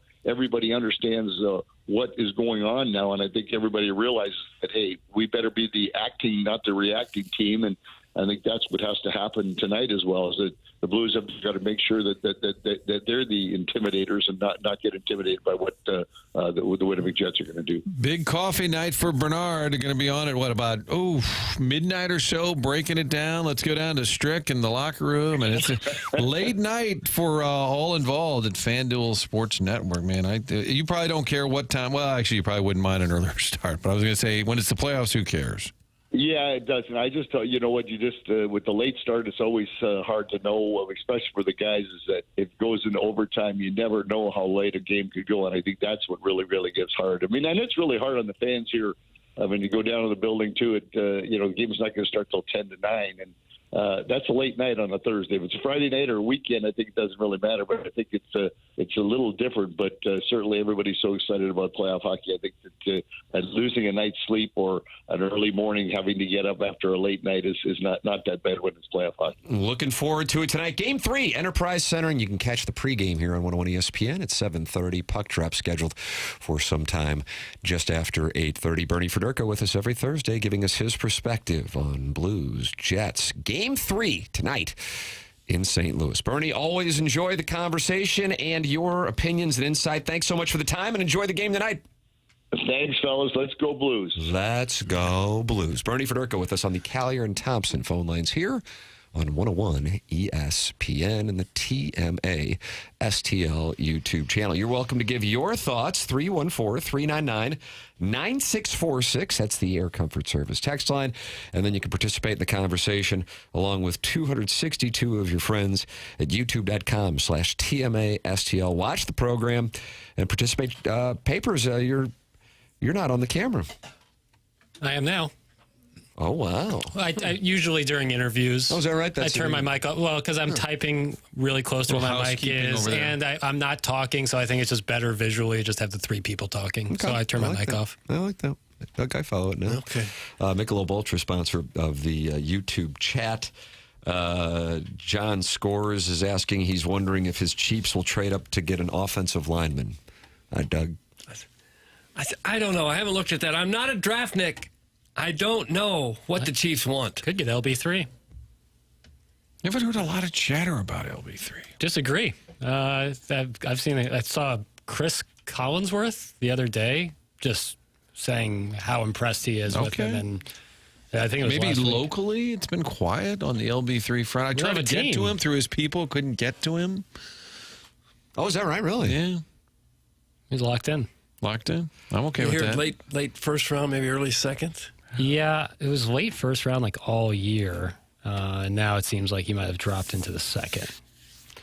Paul Baroni, Doug. Do you know Paul Baroni? The name sounds familiar. Okay, your friend is in the YouTube chat, which is brought to you by Michelob Ultra, and he says, my favorite memory from the Dotems not being there. Oh. And he said, it's the Hoosier Open. Oh. Well, then don't go. We don't need yous. More chicken for us. And delicious donuts. Right. Delicious. And Texas Roadhouse. And delicious Super Smokers, too, for that matter. And all the Michelob Ultra me and my 7-year-old son can enjoy. Mm-hmm. We don't need this fella, Baroni. And it's a 2-day event, Tim? Yeah, 2 days. So I could stay at one of the cabins Thursday night. That's right. Stay for the weekend. We could camp out by the lake, Doug. Ooh. Get a sleeping bag, one. And one? Do you have a tent? Do I even get a tent? Pop tent. Oh. Clip that. Clip that off. Okay. If I'm telling you, if you get an RV sponsor, I will spend the night out there. Roseanne. Yeah. Oh, yeah. Byerly trailer. Yeah. I married that redhead. We battle the winds of Kansas. I miss those commercials. The Dotem registration tomorrow, 8 a.m. is when it opens on 101 ESPN. The golf tournament presented to you by Michelob Ultra as we partner with the St. Louis Hero Network in honor of Brian McKenna. The tournament, May 29th and May 30th at Oak Valley Golf Course and Resort. Put your foursome together, and everybody gets, of course, your greens fees. Doug's including the putting green this year, complimentary breakfast from Donut Drive, and lunch from Lee's Famous Recipe Chicken. All your Michelob Ultra and the 100 West Dental closest to the pin competition. Pondoff's Anonymous podcast is sponsoring the longest drive, and an after party with food from Texas Roadhouse on Thursday and Super Smokers Barbecue on Friday. That's all included. It's $170, I believe, approximately, all in. That's after the fees. We don't want people to be surprised like when you get a ticket from one of those ticket places. Sure. And you go, oh, the ticket's $100, and then all of a sudden you buy it, and then it's like $140. You go, what the hell happened? Oh, fees. So I think it's $150 per person, but then with the fees, it's $170. Okay. So anyway, it gets all your food and beer and the whole thing. So there you go. And you said you can use the putting greens. Are there really tournaments where they say, sure, come on out and play, but stay off the greens? Jackson hosts tournaments at Log Cabin. Is that where you've hosted it? And they won't let you on the greens. Non-members. Jackson's a member, though. So he you gets to hit work your on wedge onto the green, and you can't putt it because they don't want you up The up practice green. Jackson says it's only Scotties are only allowed. Yeah, right. Really? Milled putters only. Because someone else walking up and hitting a few putts would destroy it? Yeah, you're going to take, I don't want to mention a It's just brand. going to distract the old money. Yeah. That doesn't seem fair. Our tournaments are always old money tournaments. Your mini golf putter. There's a little something for the putting green. Maybe a pack of smokes. Small service. They got to give you cigarettes to be able to practice putting. I'm saying it could happen. I would never do that or call the listeners' names, but it could happen. It's a currency in prison. I'll pitch a tent for you, Vaughn. That's from the TMA remote lamp in the Michelob Ultra YouTube chat. Remote lamp. Well, I think it's from the Ballpark Village remote lamp when I went through the desk like mankind at WrestleMania. Oh, that's right. And then there was a remote lamp shining on you. Yeah, it was campfire from below TMA. us, so It's that like had a 2001: A Space Odyssey. Yeah, ghoulish very similar. lighting. Hal. Guys, I miss the Dotem days when Rockio had to read copy with a gun to his head. That's from Big Dog. Poor Rock. Poor Rock had to read that damn copy. We needed that ad revenue. Well, the copy would change minute by minute. New versions of the copy would come in. It's like the organic dossier before there was an organic dossier. Fluid. Yeah, except it was constantly changing. They got that one sponsor. They just cancel too many gift cards. Jeremy Rutherford coming up in the Mark Hanna. In studio. Oh, sweet. Nice. Yeah. Evergreen Wealth Strategies, 9 o'clock hour. Design, air, heating, and cooling email of the day. Jackie Papers, Martin, in the Stiefel dossier, posing a question that I have to say, it piqued my interest. The Cardinals might have the worst pitcher in baseball in 2025 on their roster. I can't wait to hear what he's got. That's here. a guy you got to use. Well, ideally, if you can, on a road trip a couple times, we'll have that on the other side of the break. This is TMA. It's presented to you by Brown and Crouppen on 101 ESPN.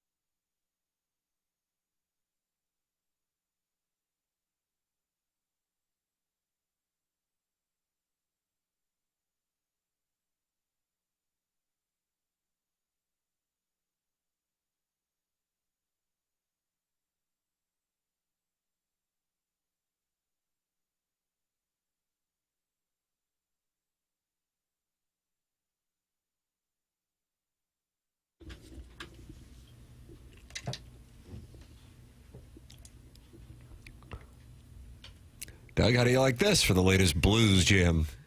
Well, it's not my favorite. It's not a blues song. Matter of opinion. I think that the blues, I play it because I think the blues need a little more dog in them, you know?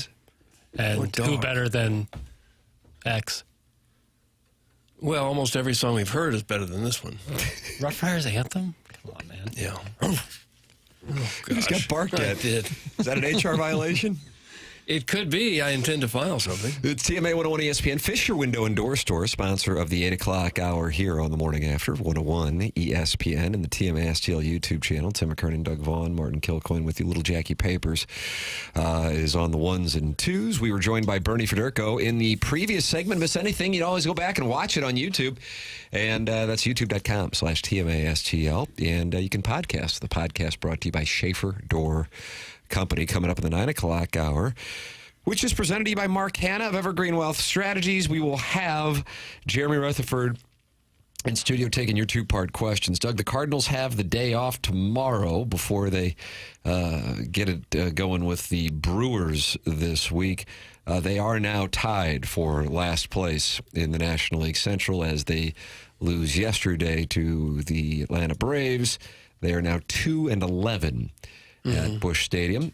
Good news. The Braves are also 2-11 on the road, but neither one of them are the worst one in the National League. The Colorado Rockies expected to have a big year, too. They're 1-12. Just numbers. The Rockies are the only team in the National League with a worse record than the Cardinals.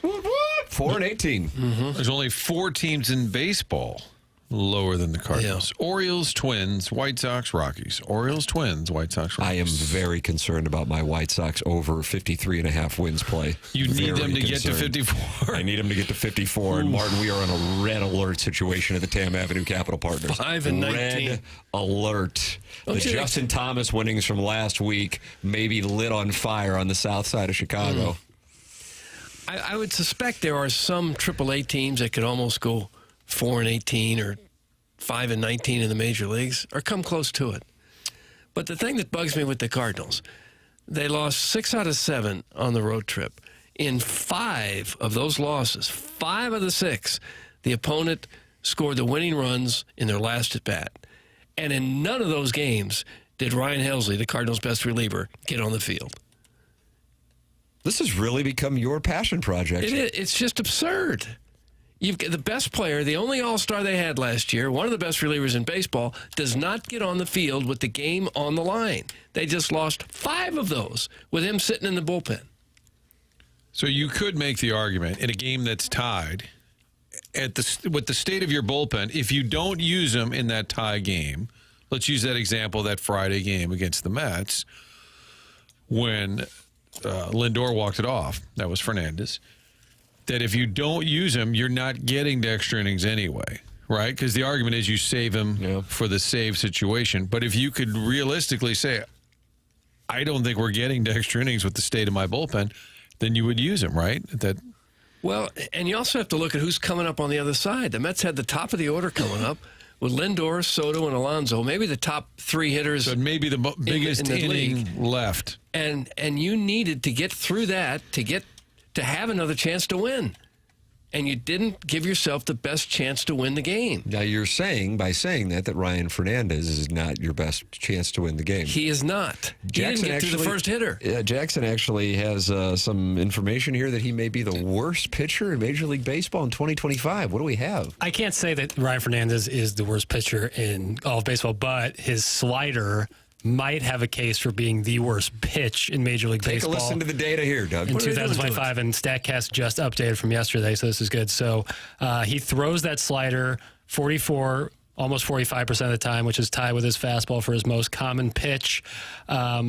Teams are hitting 500 against this slider. Keep throwing it. Nice. They're missing 50% of the time, though. They're slugging it 950. Slugging 950. Okay. 10 hits on his slider. 2 of those are triples. And if you want to take a wild guess what pitch he threw to Eli White for the 3-run homer yesterday, slider right down the middle. Sweeper? His slider is dreadful. And he has been dreadful over the past week, 2 weeks, maybe all season. But that slider especially, which, again, he throws as much as his fastball, is getting shelled. Katie Wu writing on The Athletic, you didn't need to see the trajectory of the ball off Eli White's bat to know the result. The sound alone suffice. The Cardinals had again found themselves locked in a tight ball game, clinging to a 1-1 tie with the Braves late in the series finale Wednesday. And the Cardinals again found themselves turning to a bullpen that has been shaky all season, Doug, and that's where it got away from him yet again. Ali Marmol went to Ryan Fernandez. Mayton was not available. He, of course, served off the walk-off homer against the Mets earlier in the road trip and then did the exact same thing. His ERA is 11.42 now on the season. 8 2/3 innings. He's given up 15 hits, 5 walks, 20 base runners in 8 2/3. The problem I have, and I've said this before, as smart as these guys are, as hard as they work, as much information as there is, why is it the average fan will say, oh, no, not this guy. No, can't use him again. He's not right. And in his defense, he's not putting himself in the game. And the other thing I would argue in Ollie's defense, which will light up the text line, he's not making out the roster. Fernandez shouldn't be here. And I did get somebody tweeting back, well, who are you going to, you can't say nobody. Riley O'Brien, they loved him last spring. He got injured in that first game in L.A.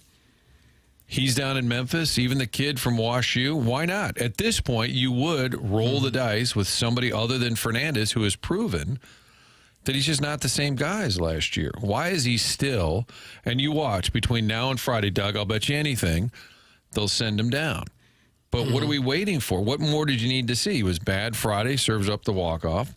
Really bad on Sunday. Everyone sort of saw this coming, and you can't just keep throwing him out there expecting a different result. They did this with Alex Reyes when he lost it in 2021.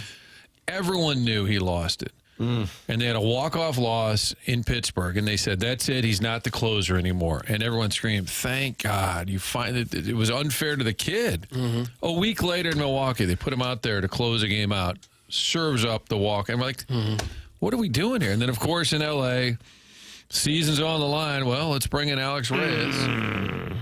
And people, well, who you want him to? Anybody. Stubby Clapp, Matt Carpenter, anybody but Reyes. And yesterday when Fernandez is out there, your confidence couldn't be any lower. Yeah, Derek Gould had a really good stat in his story today. Jojo Romero pitched in 4 games on the road trip, and each time the score was tied when he entered, the Cardinals lost all 4 of those games. Yeah, and he's been it's bad. One thing to pitch these guys. It's another to put them in with the game on the line.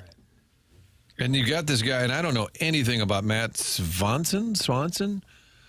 He's just sitting around in the bullpen. Apparently, and I'm not saying he's the answer. I'm not stupid enough to say, well, you should be. Why is he here? He pitched Thursday in New York. That's a week ago. Martin, they're not happy with you. My God, Martin, get Ollie's jack out of your mouth. That's from Uncle Rich's nap chair? No, I am among those criticizing Ollie for stubbornly going to Fernandez, but I wonder if it's a little of that Esteban Yan Pedro Borbon thing. Trying to send a message? Yeah, and saying, well, this is the guy. Like, what do you want me to do? Telling the front office. And it is interesting, Fernandez is a Chaim Bloom guy, one of his Boston guys that he liked and suggested they bring in last year. But I don't think Chaim is making roster decisions right now. My point is, the bullpen's bad.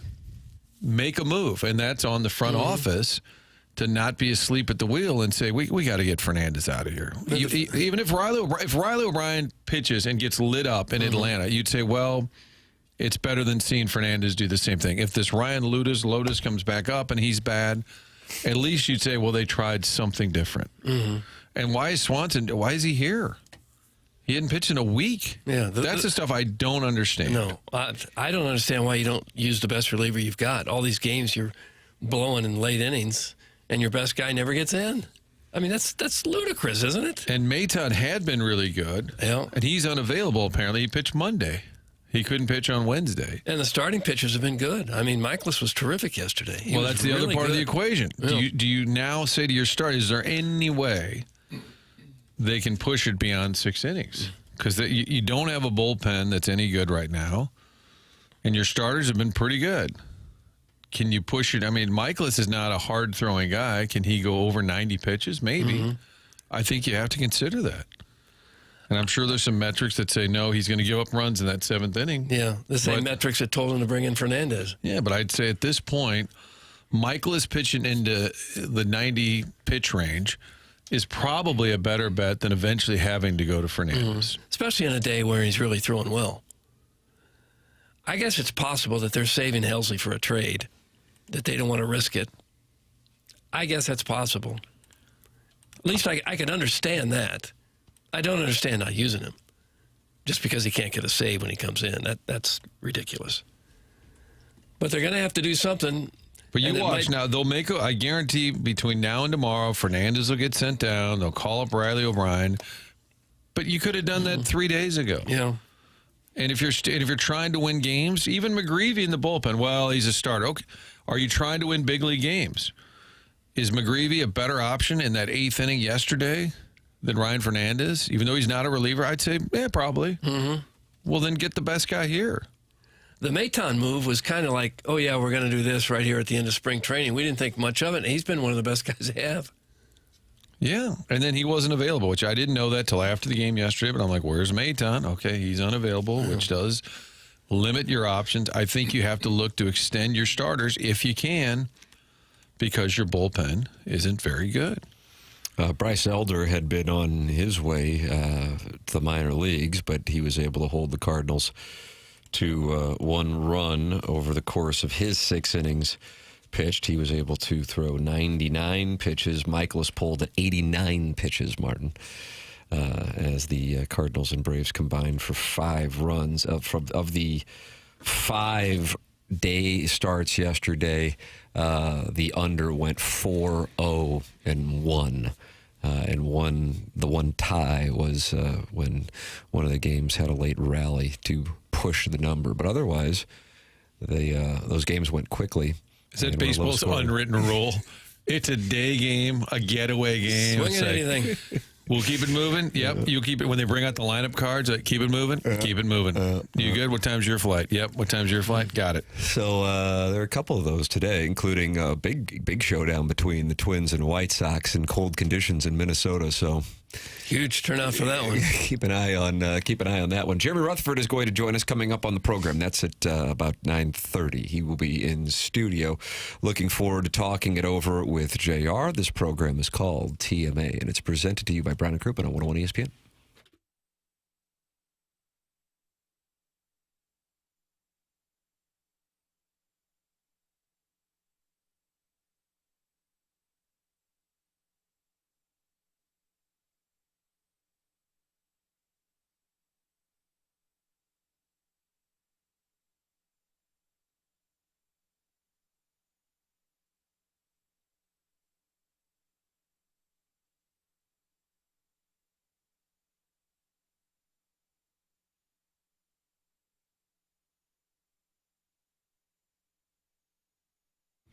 Hey, St. Louis, Tim McKernan here with you to talk about aesthetic design and build. We are enjoying some beautiful weather in the area right now, and this is a reminder that you're going to be spending a lot of time outdoors over the next 5-6 months. Well, capitalize on it with an outdoor living space customized by Aesthetic Design and Build. They specialize in high-quality custom decks and outdoor living spaces. They've been doing it for over 3 decades. Dan and his team have a showroom in Chesterfield Valley, and they can walk you through all the different types of custom work they're capable of doing, from a full-on custom deck to adding on a pergola, and get customized work to improve the caliber of your outdoor living space. Go online at aestheticdesignandbuild.com or give them a call. It's 636-532-5008. Let them know I sent you their way.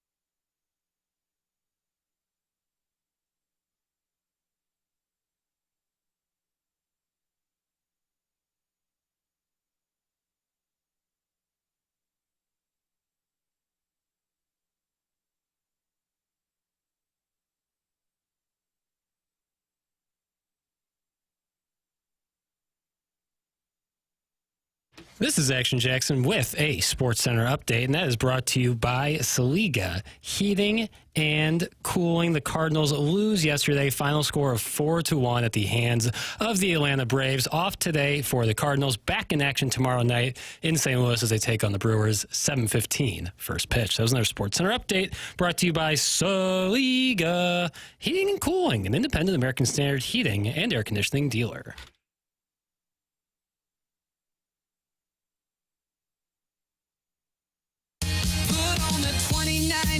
WNBA Finals replay. Those ladies are ballin', Washington Mystics all the way. Bartender laughed, you're one of a kind.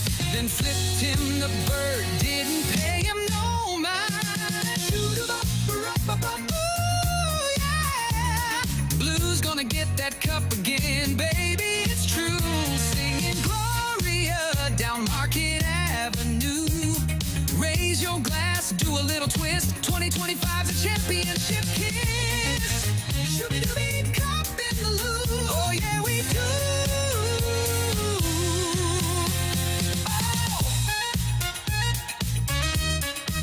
What's it going to be like during the second intermission when this is playing tonight at the Enterprise Center, Doug? Well, this song's got a lot of zip to it, so I'm sure people would love to hear this. 9 o'clock hour here on TMA, brought to you by Mark Hanna, Evergreen Wealth Strategies. He's online at evergreenstl.com, and you can call him right now for that matter, 314-889-0503. Doug, you describe him as the great communicator. No, that was Ronald Reagan. He is a good communicator, but to call him the great communicator, that's Reagan. Yeah, sorry to rain on a sponsor's parade there. He's a wonderful life Sherpa. What's different about Mark Hanna and Evergreen Wealth Strategies? He's not giving you a cookie-cutter corporate dossier-style portfolio. See how that word is entering the mainstream lexicon? It really is. I'm not sure about it. He can help each client with a customized plan for their situation. He gets to know clients personally, so he and his team can work with them for decades to come. Call Mark Hanna and his team at Evergreen Wealth Strategies, 314-889-0503, or go online at evergreenstl.com. That's Mark Hanna, sponsor of the 9 o'clock hour. Doug, we read that pressure power ranking from, is it Sean McEnhoe at The Athletic? Sean McEnhoe? Sounds familiar. Well, yesterday he was on the Puck Soup podcast. Have you listened to Puck Soup yet? No, not lately. I haven't. These boys just don't think the Blues have the personnel to hang with the Jets. Take a listen.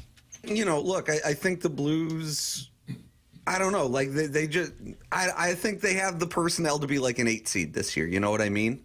Now they have the coach. Now they have a bunch of guys that they can believe in, including Holloway, obviously, like up front. Mm-hmm. I just, from what I'm seeing, it's the Blues defense, which was always their Achilles heel, is getting eaten alive by the Jets' best forwards, and they don't have, like you said, they don't have the firepower to do the same thing on the Jets' blue line, which I don't think the Jets' blue line is unbelievable or anything like that, but they can handle what the Blues are throwing at them. Not over, but hey, let's flip it around. If I'm a Winnipeg fan, I'm feeling pretty good. Well, whatever, Puck Soup. Stop selling us short. Don't care. Don't care, Puck Soup. And that's easy to say when a team wins the first 2 games. You say, oh, the other team, they just don't have it. We saw this coming. You never know. We can turn this thing around. And win a baby? If we can just get hot, we could win this baby. Is it too late for a baby with that start? No, it isn't too late.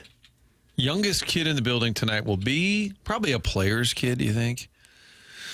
Could be. I mean, you wouldn't bring anyone who's under, like, 2. But even if your kid's 6 or 7 going to school, like, go a little late you bring him. Yeah, okay, all right. Baby. You think there'll be babies there, Tim? Actual babies? Probably. What constitutes a baby? 2 or under? Is that baby? 1 or under? 1.5, maybe 18 months and under. Feels like a baby to me. Yeah. What's up, baby? How about that? With almost 20,000 people there, one of them will be a baby. PTSD. You wouldn't bring your baby there, would you? I don't have a baby, but I wouldn't know. God, I don't think we even took. I think Carson's first baseball game, he was 5. And people for years are, when are you going to take him to a game? I said, well, he's 2, he's 3. He's not. Why don't you get him down to a game? Well, he's 4. It's fine. First game baby powder in between the ham hock. Tommy Pham had 2 home runs. Carson's first game. Oh, did he really? That was all right. Yeah, number 28. Tommy Pham, a friend of who are they playing? Who the Pirates? I'm crowdsourcing. I only saw the clip. Tommy Pham. He's on the Pirates now. I know he's on been the Pirates. Stabbed twice. I believe both times. They played last night against the Angels, and he went to go get a ball, and a fan kind of touched him with his glove. And before he threw it back to the relay man, he looked at the fan dead in the eyes and then threw it. Yeah, it was pretty funny. A little stare down? A little stare down, then maybe a gesture after. I didn't see. Okay. He could be intimidating. People could look it up. It's funny. You really have to be pretty clueless as a fan to touch one of the players during the game. Yeah, it looked kind of, it didn't look like it looked like the fan with his glove was touching him. Oh. Because the ball was rolling towards the foul line. Okay. Doug Caller Adam wants to give his thoughts on tonight's Oh, no. Be a good hockey breakdown. Blues-Jets game. He wasn't on the dossier, but might have an incredible breakdown here. He's on the Callier and Thompson phone lines. Morning, Caller Adam. I've been calling in for 10 years now, and never in my 10 years has someone picked up a phone call in a sexy whisper the way Chairman Kurt's got to pick up the calls. Why? I thought you guys had like a good operation. Is he not in a different room? Is he just there and he has to whisper? He's in the same room now. He's about 8-10 feet away from us. I just heard him say to somebody right now. I don't understand what kind of setup that is, where if he's picking up phone calls, he's got to say, hello, at 101 ESPN. It doesn't make any sense to me why you guys would set that up that way. Well, don't call in again. We're going to have to deal with this. Call a different show if you don't like it, Adam. Oh, wow. Well, it was more egregious because we were playing an audio clip. Therefore, none of us are talking, but all of our mics are open. Therefore, if he's talking to you in a normal voice, it would come through. Whereas if we're talking, he can speak in a normal voice. I don't need all the logistics. I don't want that. I like But the anyway, the point I'm calling about is I'm going to be in section 121 tonight. I know a lot of the listeners are going to be in the lower bowl, too. I'll be there with my half-brother, so legally I can't kiss him at all. Oh. But if anybody wants to come kiss me and then kiss my brother, and then we could all kiss each other, and I think it'd be a good, positive motivation because I don't think the Blues are going to win tonight, but I think it's going to be a lot of good, positive kissing and energy in that lower bowl. Okay. Doug, are you going to go kiss Adam? That'll be good for the team. Okay. No, I'm not that much interested in even going to the game. When is it okay to kiss a guy? What section are you going to be in? What's that? What section are you going to be in the lower bowl? What section are you going to be in? I'll be in section family room, lower bowl of my house. That wasn't a good joke. Well, it wasn't a joke. You asked me where I was going to be, and that's where I'm going to be. That's not in the section I'm talking about. What I'm saying is if you're in the lower bowl, and you should call in right now, say what section. I'm going to be in section 121, row EE. Come give me a kiss. Come give my half-brother Eric a kiss. He does CrossFit. He's very fit. I'm not. But we can all kiss and give positive energy to the Blues. Section 121. Text me your pictures of where text me pictures of your tickets to 636-248-4227. Text me pictures of your tickets and a picture of your lips. And then I'll know who it is when they come up. But a lot of people are going to the game lower bowl. Jackie, are you going to be in the lower bowl tonight? No. What about the new guy that's on the show? What's his name? Milton. Is he going to be on the lower bowl tonight? Anybody on the dais going to be in lower bowl tonight? Well, I think at this point I'd avoid the lower bowl at all costs. Yeah. No offense. I'd make out with Adam. Okay. I think both of my brothers are hot. Oh, gosh. Marlo, Martin. It's as if he's here. Adam, are you trying to get on the Kiss Cam? Is that what this is about?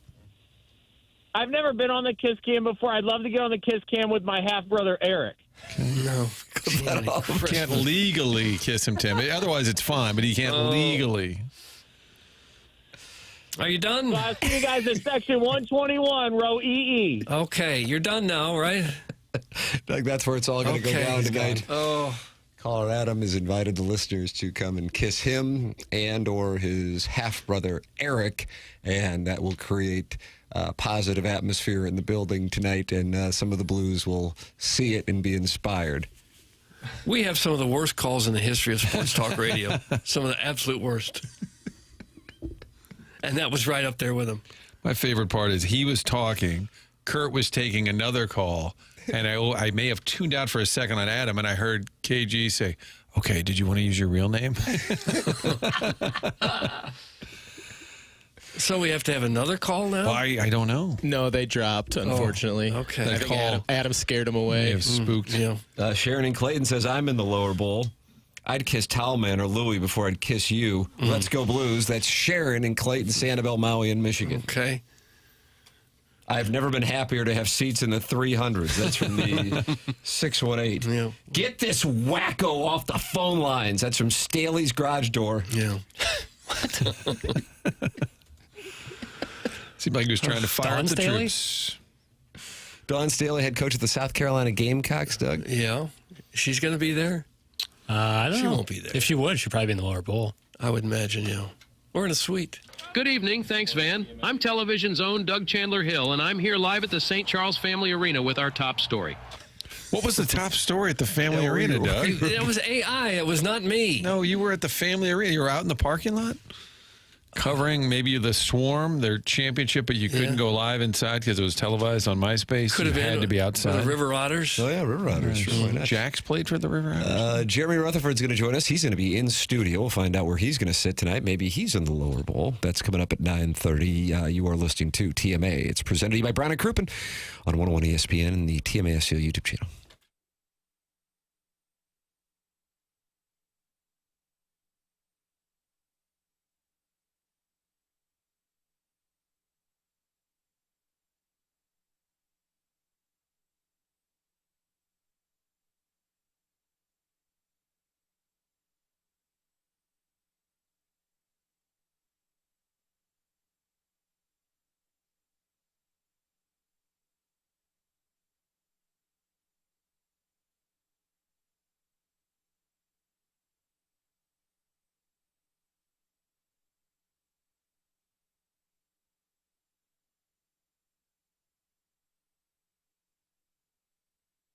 Hey, St. Louis, I'm here to talk to you about Lee's Famous Recipe Chicken. They're going to be out at the Dodom serving out lunch. It's going to be awesome. We're really looking forward to the Dodom and hanging out and having some Lee's Famous Recipe Chicken. Now, the Battlehawks play on Saturday. They're taking on the Michigan Panthers. Maybe you want to go to the game. Well, maybe you're hungry, too. Well, I got an answer to both those. You can kill two birds with one stone, and that bird is chicken, because Lee's Famous Recipe Chicken has their Battlehawks box for just $8.99. What does that get you, you might ask? 4 of Lee's famous hand-bread chicken strips, an order of potato wedges, and 2 dipping sauces. That's right, I said potato wedges, not weak little thin fries. I'm talking about potato wedges. That's some real potato right there, brother. And then you get a code valid for up to 30% off Battlehawks tickets, which means tickets start at just $14. So boom, you got dinner and you got tickets for Saturday. So get game day ready with the Battlehawks box for just $8.99 at any of the 15 St. Louis area Lee's Famous Recipe Chicken locations. And remember that CAW is the law.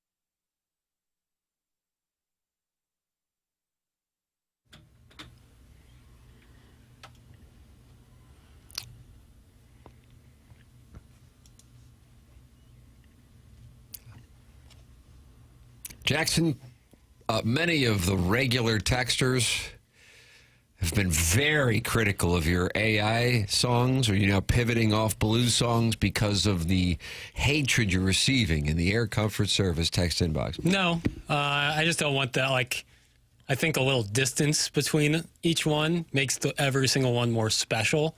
Not to mention, if you take a look around, if you're watching it on YouTube, you'll see that all four of us are dressed in black. Oh, that's right. We could be, theoretically, the Men in Black.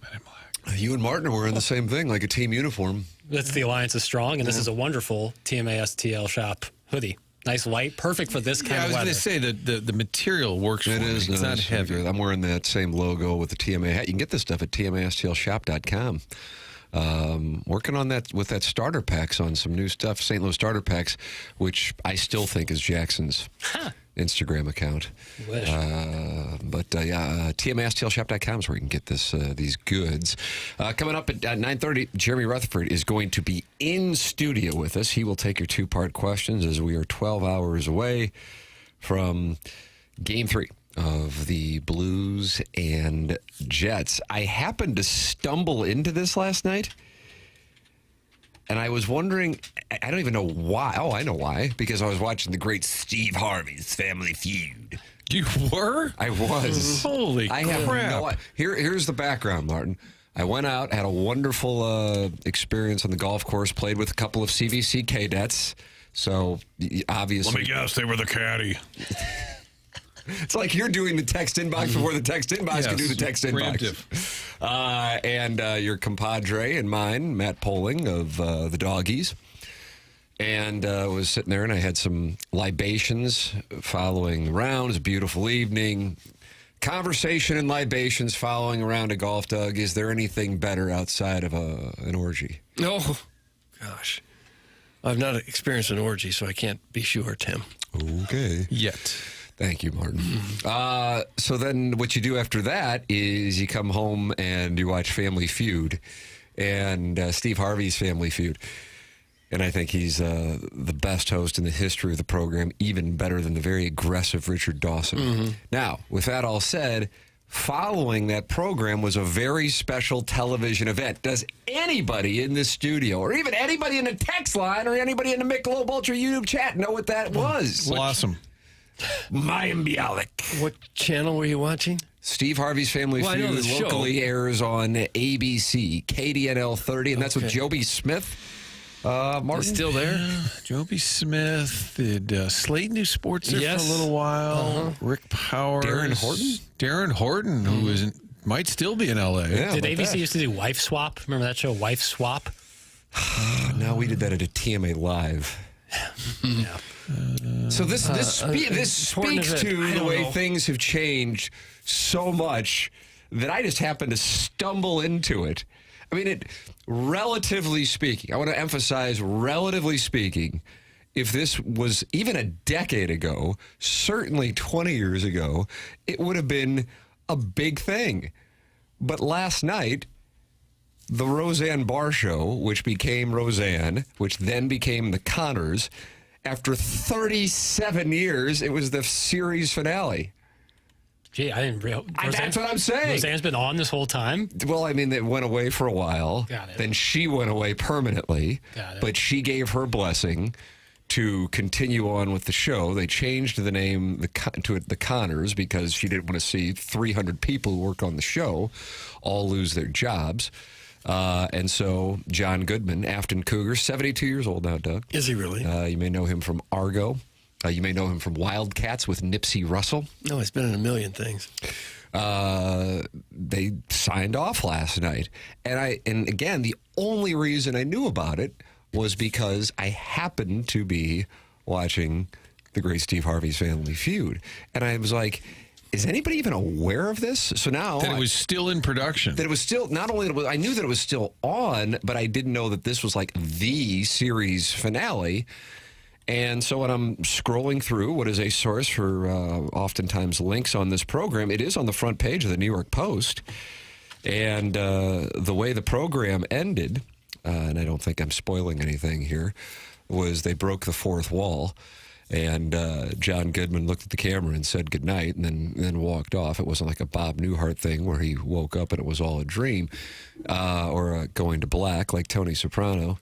But what stands out to me is here is a show that kind of crosses over multiple generations of television, going back to, if you're going back 37 years, it actually goes back to the 1980s. And even though it had the run that it had, and obviously it was gone for a while and then returned, but it was a signature show in the sense that it kind of highlighted the working class as opposed to glamorizing, fantasy land for families, that it went out with a fizzle in the sense that the show was number one in the country, and it goes out, and because people watch television the way they watch it, it was, I think, completely unknown by a large portion of people who, I'm sure at some point, watched the show because the show was hugely successful. I think there are some shows on ABC that kind of go under the radar in St. Louis because they don't have news. You don't get, at least that's what it used to be. You're not really used to watching that station. So there was a lot of shows on ABC that I never really saw. I don't know. Maybe that's just me, but... So you think the fact that the ABC affiliate in St. Louis doesn't have local news, that people don't watch ABC in St. Louis probably as much? as much. I think there's a little bit to that. I think that's probably accurate. It's just not top of mind. In most cities, the ABC station is a prominent TV station. Right. Well-known TV station. Here in St. Louis, since it flipped from Channel 2 doesn't to really Channel have an 30. identity here. Right. Yeah. And I think it's also big on the state of network TV. Like if you're watching an NFL game and they do a promo for some procedural cop show that's coming up after the game, like, are you ever like, I think I'm going to tune in, Like, it's just like not to like watch a 30-minute show with commercials and all that. It just doesn't seem like what people do anymore. And a lot of what's on network TV are game shows. Yeah. I mean, reality shows and game shows. What was on Fox or on 2 after the Super Bowl was Rob Lowe show. Floor, the ceiling, and it was the like wall. the lowest rated It hit show. the floor. Yeah. It was yeah, it was like the debacle. lowest rated show after a Super Bowl. Like Really? Ever. Yeah. It was a game show that just tanked? Yeah. Yeah. It was. Yeah. Rob Lowe's. You're right. The floor. It's kind of a trivia show. It was hard to understand who was playing who and what it meant, and the trivia was interesting, but the whole setup of the game was kind of awkward. Rob Lowe's on. If you walk the hallways at the 2 Fox, there's all these posters for Fox network shows, and Rob Lowe's in like 3 of them. Really? There's one of those 911 shows he's on, the game show, and there's something else. Thank you for supporting the 2 Fox, Doug. I'm 38 and don't even watch and don't think I've watched any cable or network TV shows in 10 years. Unless it's sports, it's only streaming. That's from The Hunchback of Von Castle, which is my overarching point, is that here is a show that it's one of the only shows that as far as a sitcom in particular, that spans going back to the days when some people only would have locally anyway, 2, 4, 5, 11, and 30, and ends in 2025, and it goes out, damn near completely under the radar. Now, again, it's front page of the New York Post, and certainly the show, number one, went away, thought that it ended, came back in a reboot. Roseanne Barr then leaves the show, or is forced off the show, and then it ends, a 37-year show, and there isn't any attention on it. And why is that? Because of what the Hunchback of Von Castle just said, especially for people, and I don't know what the kind of cutoff it is. I don't know when I'm watching live television if it's not sports. Right. Oh, yeah. You know Almost what I mean? never. Unless it's like a major event is going on, But like I'm still stuck by the fact that you were watching Family Feud. Oh, I love that Steve Harvey's Family Feud. Yeah, give me fast money. Give me fast money. You like the quiz and the board, and you like to guess out loud. Yeah, it's show me groceries. Yeah. Like last night, Martin, because you can. I don't know. Maybe a handful of like Burroughs guys can play Jeopardy, but I don't know anybody can do it. But Steve Harvey asked the question last night in Fast Money: name a color in a bowl of Fruit Loops, and it's just like, oh, that is high quality stuff there. And I'm like, well, I'm going to stick around for the final episode of the Connors after my mind's been tingled like this. How many libations did one have that sort of take in Family Feud and think of it as high level? Enjoyed it. You ever have that ranch water? Oh, yeah, it's good stuff. God bless. Yeah, that's tasty. Yeah, Refreshing. had that and then sat there and had a king of beers. It's a good 1-2 punch. Yeah. A little bullpen start. Yeah. I like that. Bullpen start. Yeah. And I usually don't imbibe when I'm playing, but we weren't really gambling. I mean, I guess we were, but it wasn't like really gambling. Yeah. So I'm like, yes. On a day like beautiful yesterday. day. Yeah. I'm gonna enjoy some libations. It feels good. And I'm like, I actually played better while imbibing, so I might have to Yeah, take the edge off. I might have to take this into consideration as we enter member guest season. And Doug, I am member guest for hire this summer. Oh, are you really? Yeah, I think I'm only in one. So, yeah, I need to book. Last year I had 3 and 4 weekends, and God, that was a turn on for my wife. What an aphrodisiac. Yeah. Like, don't worry, we'll watch Family Feud when I get back. When you can leave the house. I'll be intoxicated and watch Family Feud. You take care of the 7-year-old and 3-year-old. Oh, and the series finale, The Connors, is on, and you weren't born when it started. It's going to be hot tonight here. Yeah, they love that when you leave for 6 or 7 hours and leave them with young children. And then They'd tune in love Family that. Feud, and then The Connors. Yeah, the only way that they know you're home is when Steve Harvey fills the house with his wonderful dulcet tones. Jeremy Rutherford's joining us next year on the program. It's TMA 101 ESPN.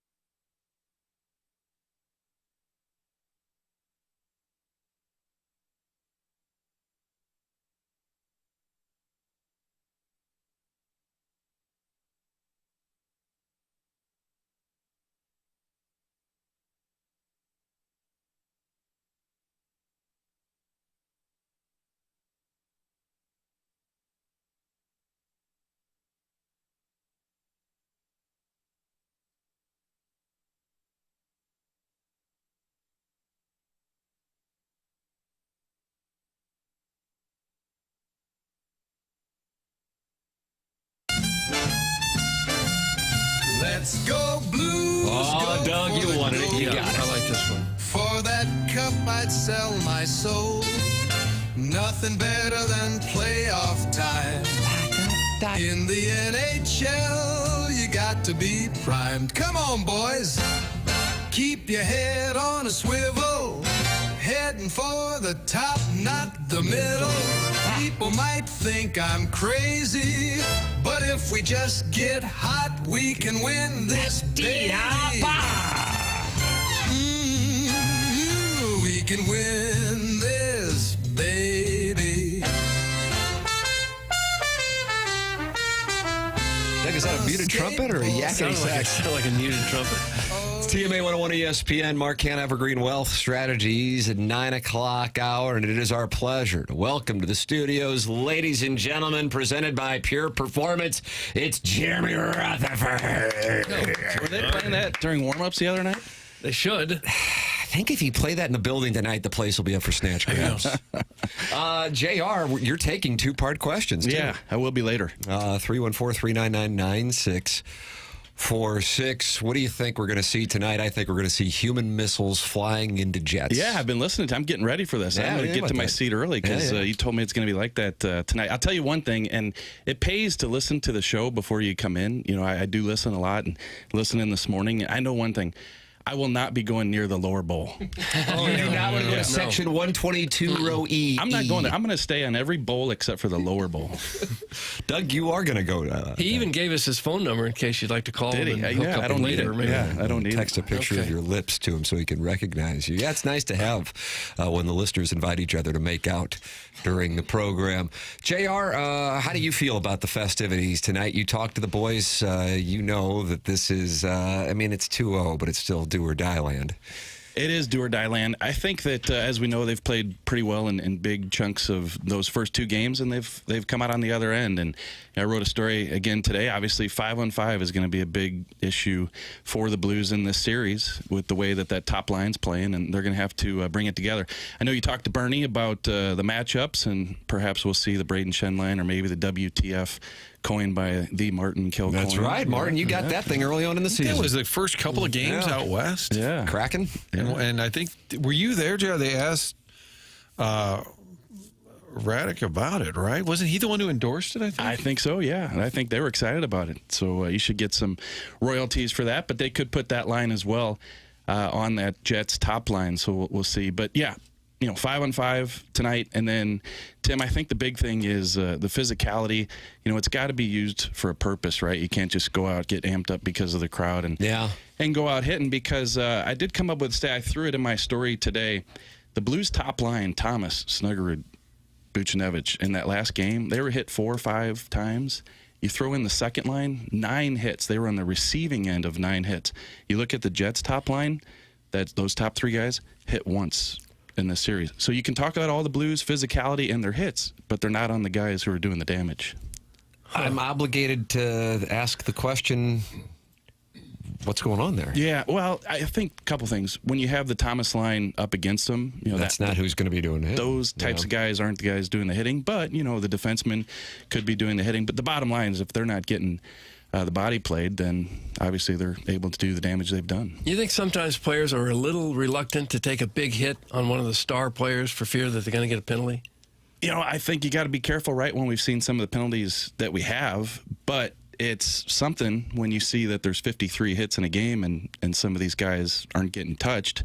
And I realize, it's kind of like the old Brett Hull. He would just kind of disappear and find the soft spot on the ice. That's what Kyle Connor, I feel like, is doing. Like, everybody looks at the screen. How do you get that wide open for another game winner? But that's just the kind of way it is with those star players. What do you think in talking to, whether it be guys on the team or coaches, you can get a sense for where guys are mentally. So, for example, I've actually fired a bullet on it now that I'm getting a plus 125. I think Colorado Avalanche are going to win that series against the Stars. I feel very confident about it. Maybe I'll be wrong. I would bet some of the Colorado Avalanche probably feel pretty positive about it, even though they're down 2-1. Probably confused as it being down 2-1, considering the way that series has been played so far. You have a sense of where you are. Now, weird spot in some series where teams are getting blown off the ice like the Oilers, I realized they came back and made that thing tight late in Game 1, but last night blown off the ice. That's a different situation than what's going on in this series here locally. At the same time, in the third period, they've been dominated. So when you talk to the guys, when you talk to the coaches, what do you sense they are thinking as to where this series is outside of the obvious? We're down 2-0, we got to win. Yeah, and it's interesting, Tim, because the teams that you mentioned that are getting blown off the ice, they're probably given more credit around the league by the people watching to potentially win those series than the Blues. I heard puck soup or whatever Puck you guys. soup, Doug. Mm-hmm. Puck. I know Doug's a big puck soup listener. Oh, gosh, yeah. But you look at what's being said about this Blues series, and I understand where they're coming from, but everybody says this is what you expected, right? With the Winnipeg Jets going up 2-0. Well, if you're watching the games, pay attention to the games. They've been, of course, a lot closer than that. But I want to give the Jets a lot of credit for the plays that they're making to win these games, that one extra play like Jim Montgomery keeps saying, but also the Blues are not making plays that they did for the past couple months of the season and putting the Jets in the position to finish those games. So, I mean, you look at, Robert Thomas, who obviously is banged up, and, Colton Parayko behind the net, they don't kill that play, and it's in the back of the net. So the way I see it and the vibe of the team is they still feel like they're very much in this series. And, in some years, you could kind of say, okay, guys, we get it. You got to be positive. But how can you say that to this group when we, including myself, I was just telling Doug 2 months ago, I was telling him not a chance this team makes the playoffs. When we were counting them out 2 months ago, how do you count them out 2-0 in this series? You can't. Do you think the 11-7, where they're going with 7 defensemen, is in part because they have so many older defensemen? Is that part of the equation? I think a combination of this. I think that they wanted to get Tyler Tucker into the series. It's physical. They need him. They weren't playing Matthew Joseph in chunks of the third period. And also Colton Parayko is he 100%? I don't think he is. Played 19 minutes because they brought the 7 defensemen in. So will they go back to that tonight? Jim Montgomery touched on it yesterday. I don't think they will. We'll find out, in a couple hours. But I think that they're going to get Texier into the series. He's on that third line yesterday in practice, and they feel like he could help the offense. I feel like there's a feeling around the league that the Blues are a young team, and they should just be happy they're in the playoffs. But they're really not that young in a lot of key spots, especially on defense. Falk's 33, Fowler's 33, Leddy's 34, Suter's 40. It's not like these are all a bunch of rookies that have overachieved and just happy to make the playoffs. Yeah, I think it's a mixture. You got the vets, the 5 holdovers from the Stanley Cup, and those guys still want to win right now, right? And then the guys like Falk who weren't here for the Cup, but older guys, Fowler. But I think you're right, Doug. I think that's how a lot of people are looking at it. But I think big picture, what they're really saying is that it's a bright future. You got some young guys who are coming in. Hey, if they're going to win now, that's setting a good foundation for these young guys. So, I don't think that people are necessarily looking at it saying, hey, this is a super young team and they have no business being here. I think because of the veterans, they do have a chance, to win a series. But bigger picture, it's these young kids that give you a bright future. Jeremy Rutherford is in studio with us. We welcome your 2-part questions sent in here as he joins us, brought to you by Pure Performance. 314-399-9646. You know that non-ling. I text with him throughout the course of the season and during games, during the Stanley Cup playoffs, and he wants to know if you got any answers to any lingering questions regarding Jordan Kyrie's health following the hit by Stanley in the first period Monday. Yeah, what a cats and dogs. Yeah, I was telling somebody that you did not need the microphone down by ice level to capture that sound. I was sitting in the press box a couple hundred feet away, and you could hear the pads crunch. How he got up from that. I mean, this is a smaller guy, Jordan Kyrou, right? And he got clocked by Stanley. As far as the lingering effects, no. I mean, he came back. He sat on the bench for a few minutes, but got back out there, Tim, and then out there in practice yesterday. So, yeah, I'd be surprised if we saw anything even a couple days later here when we get down to practice. They never tell you anything, of course, about the injuries, but I think maybe he had the wind knocked out of him. Because when you look on the bench, Ray Barilli was kind of lifting him up from the chest. You don't do that if you got a hit on the head. Yeah. So I think maybe he just had the wind knocked out of him and give him a few minutes to recover, and he's okay. Yeah, Hopefully that's what it was. I guess. I mean, that Logan Stanley, 6'7", what is he, 240? Yeah. Yeah. JR, are you taking any one-part questions? One-part questions. Yeah, I just did from the non-link. So okay. Gee, don't get snippy. I get it. It's playoff time. Everybody's a little tense around here. What was it like being in the building in Winnipeg? It looked fun from the TV version. It really is. In Canada in general, you go to Montreal, you go to Winnipeg, they're in their seats for warm-ups. And I'm talking every seat. Like, you guys know, you go to Toronto, there's sections that are empty, in warm-ups and leading up to the game, the corporate guys in that lower bowl.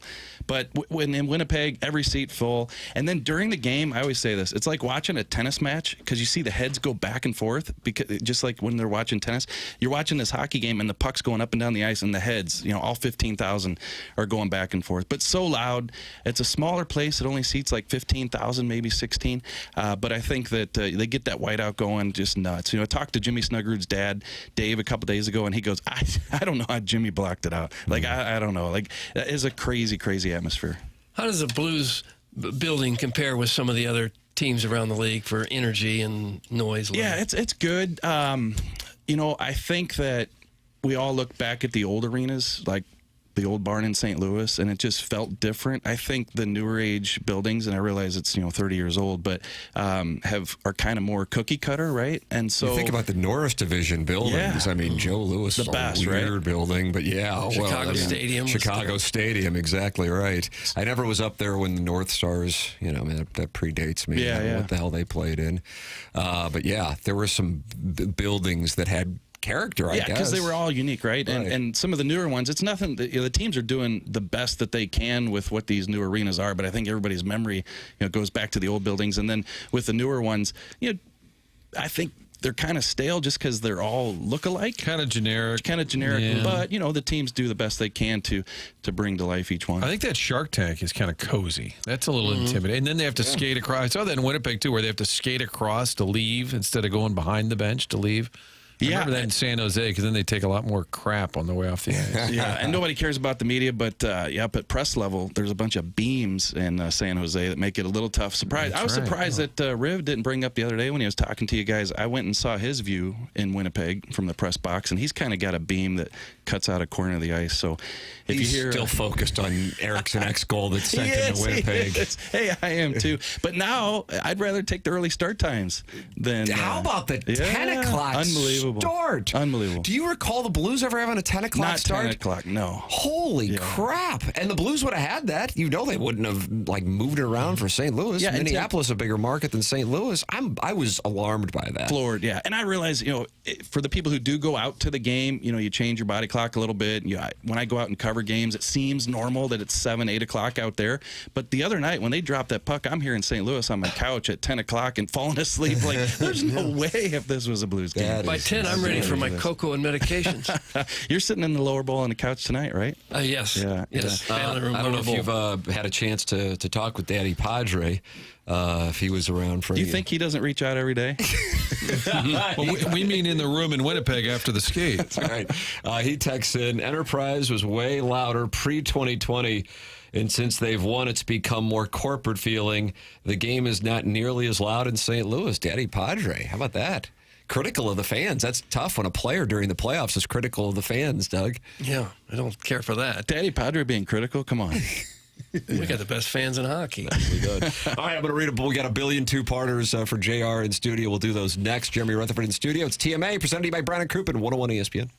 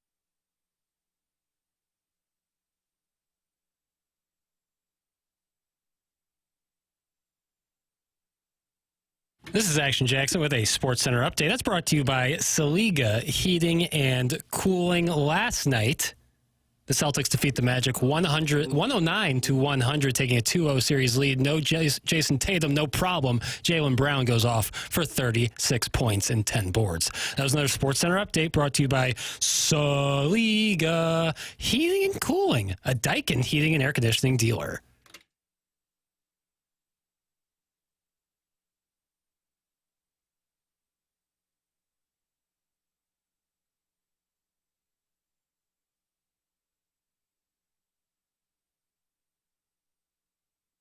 We fight, we claw, we'll never stop. How you like this one? And I got a Caribbean flair. Joe, who's got our back? Believe the plot. Blues on fire, yeah, we're red hot. Every pass, every check, every score. We're here for the fight, we want more. Fans in the stands, hear them roar. Blues and them loud, heart to the core. Some auto tunes. TMA 101 ESPN. Jimmy Rutherford's in studio with us, taking two-part questions here, Doug. We're going to go rapid fire. Now, that means it's tough to filter on the fly. Okay.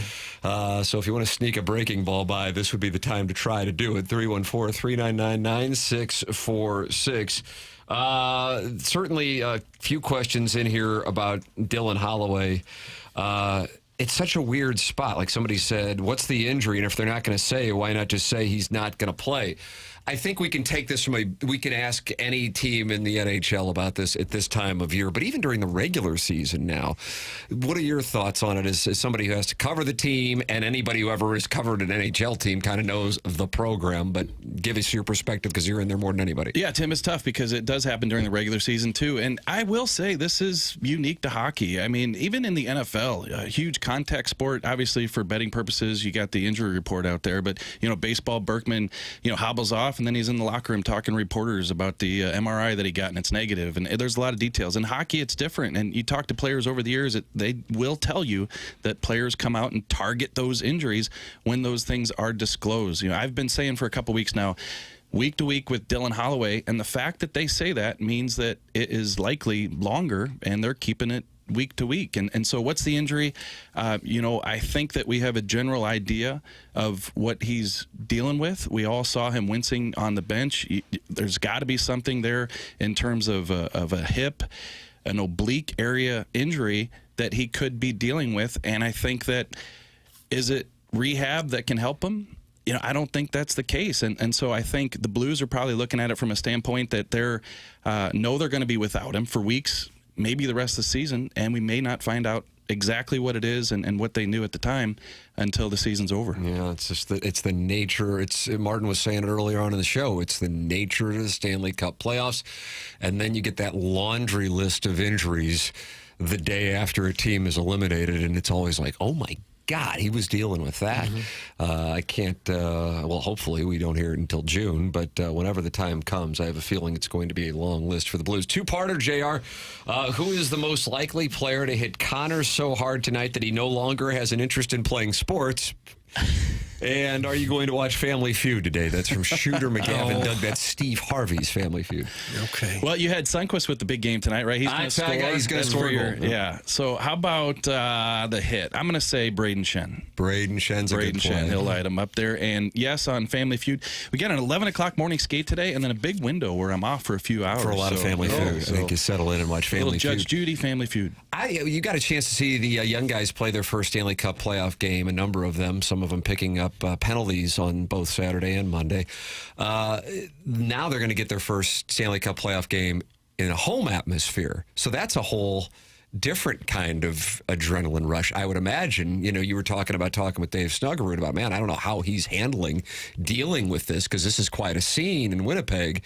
You also, on the other side of it, you're going to have everybody in support of you, and that place is going to be bat crap tonight. At the very outset, it's going to be bat crap tonight. Yeah, well, and it's just controlling those emotions and getting to your game. I think the fact that they're down 2-0 will help you kind of, think straight, kind of feel like I've just got to play hockey. Pavel Buchnevich said it yesterday. Hey, look, we can go looking for these hits, but we still have to play hockey.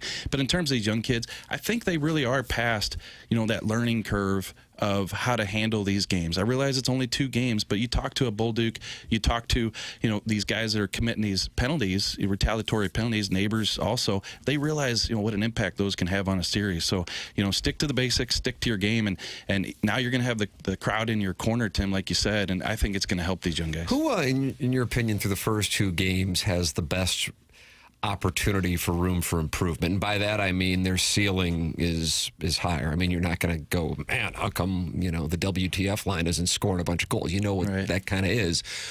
Would it be 89? Yeah, no, that was going to be my guy. Yeah. And I think that, look, they only have 1 5-on-5 goal, and it's from Sundqvist. And the assists were Falk and Bolduc. So we're talking 5-on-5, Shen, Thomas, Buchnevich. None of these guys have a single point through 2 games in the series so far.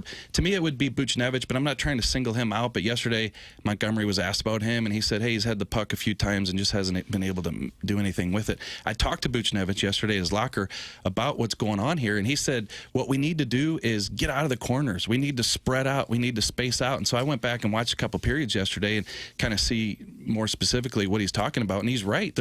There's 2, 3 forwards, Blues, bunched up in a tight spot, and that brings the Jets defenders over. There's no way that they can get the puck out, the Blues, and just start slinging it around the zone and kind of spread out the Jets. So I think if they can do that, that will help out that line and help out Buchnevich. JR, we know there is a tremendous future for the team after this year. In your opinion, what does the top priority become for this team this offseason? That's from Doug Vaughn's Gong. Doug Vaughn's Gong. I think that... There it is, right there. I think what they have to do, number 1 priority this summer, is figure out what they're going to do with the defense. And what I mean by that is Justin Falk, Nick Leddy. I think Cam Fowler's a guy that probably went back. But what are they going to do in terms of their top 6? Are they going to begin to incorporate like a Matt Kessel in there and maybe give him more opportunity? Are they going to go out and find a guy who's your second pair right defense and maybe they part with Justin Falk? I think there are some things defensively that they probably need to look at. I got a 3-parter here. Wow. 3. 2-parter with a sort of bonus 3rd for JR from Ian LaPerriere, too. So that's kind of fun. He's texted in. Do you see Texier playing tonight? If so, does a different forward sit to go with the 11-7?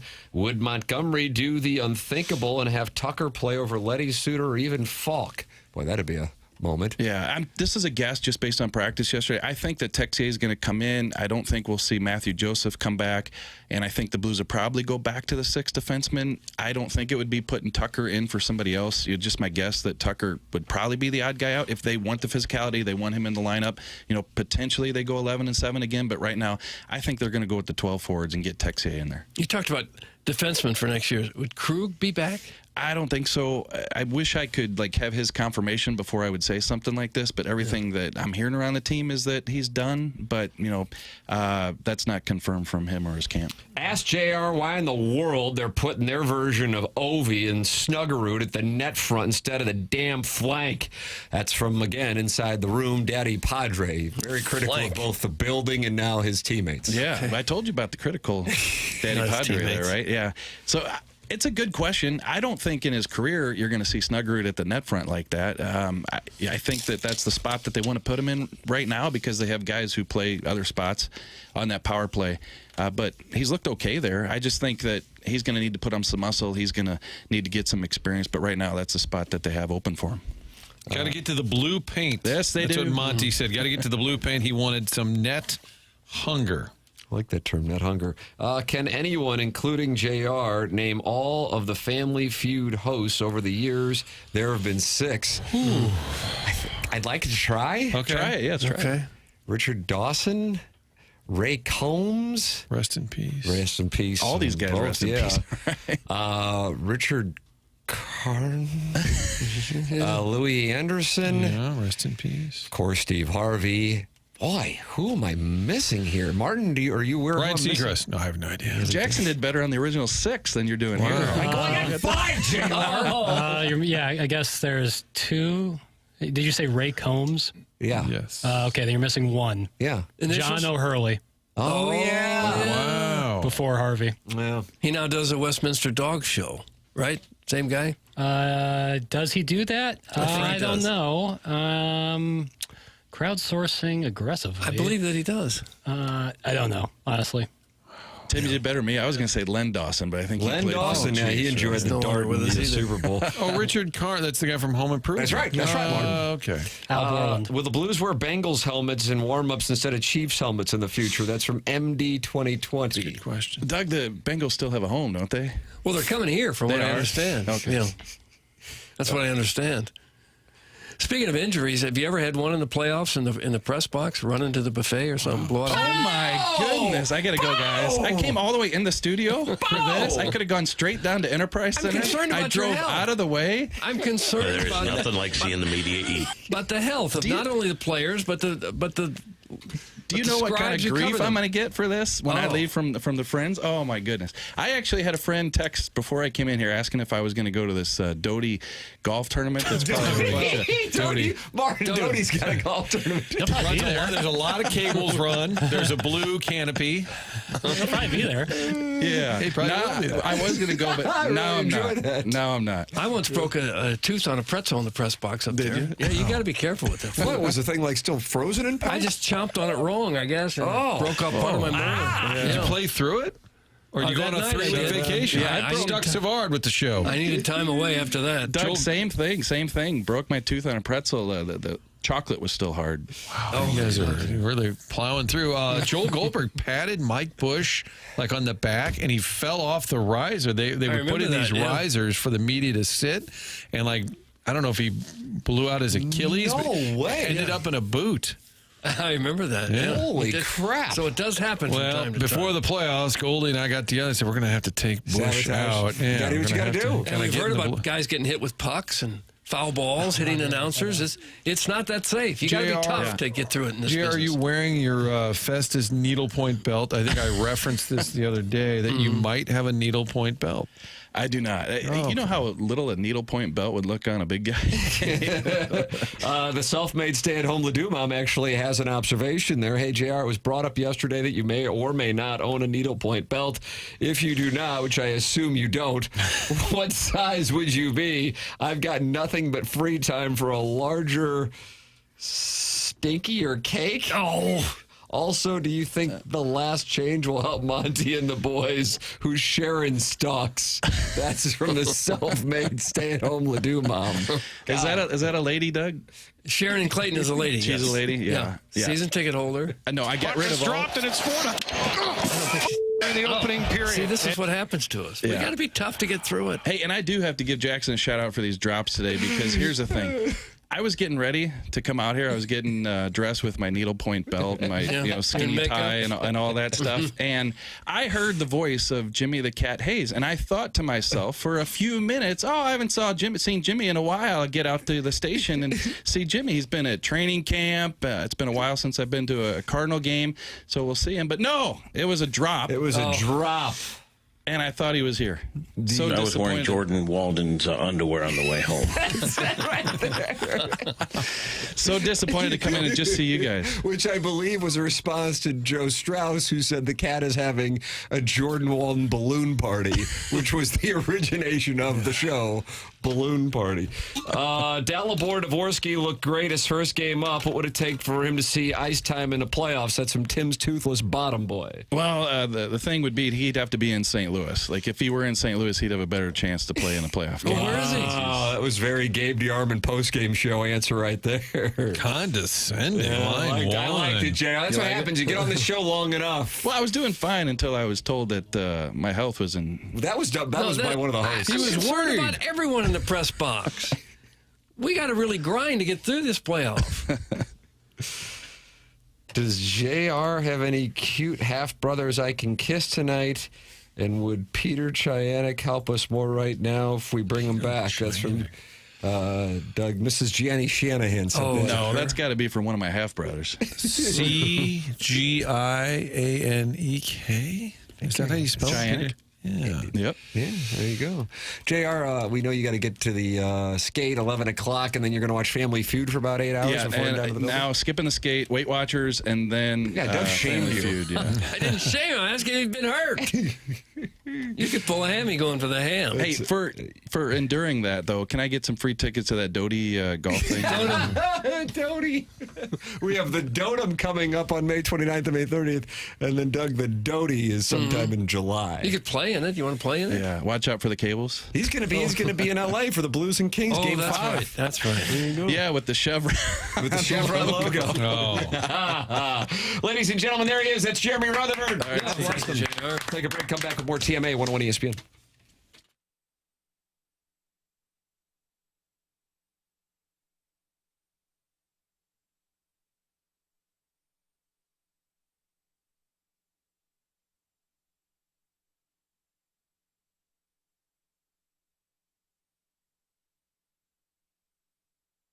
The name of the game is accessibility, and our sponsors make sure they're accessible to the TMA audience, and Stewie certainly is as accessible as you can get. Here's his personal cell phone number, 314-324-4440, and Stewie joins us right now.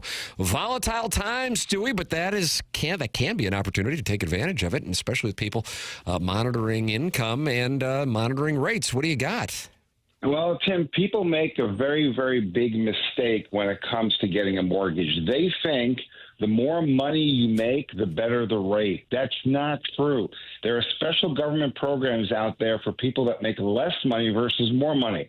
So a couple came to me and said, hey, I'm making $75,000. My wife is making $100,000. We make great money. We're going to get a great rate. No, you're not going to get the great rate. So what do we do? Well, if we can qualify you just on your wife's income of $75,000, you're going to get the better deal. So we can ignore the other person's salary and give them the better program. You can do this. You have to work with somebody who knows what they're doing, but you can do this. So when you go to apply for a mortgage, ask the lender, which is us, hey, I'm making this, but is there a way to get those special programs for lower income? How about that? 314-324-4440. That's Stewie. That's his personal cell phone number. Or you can Google the bagel loan. It's Stewie with Stewart's American Mortgage. Thanks a lot, Stewie. Have a great day.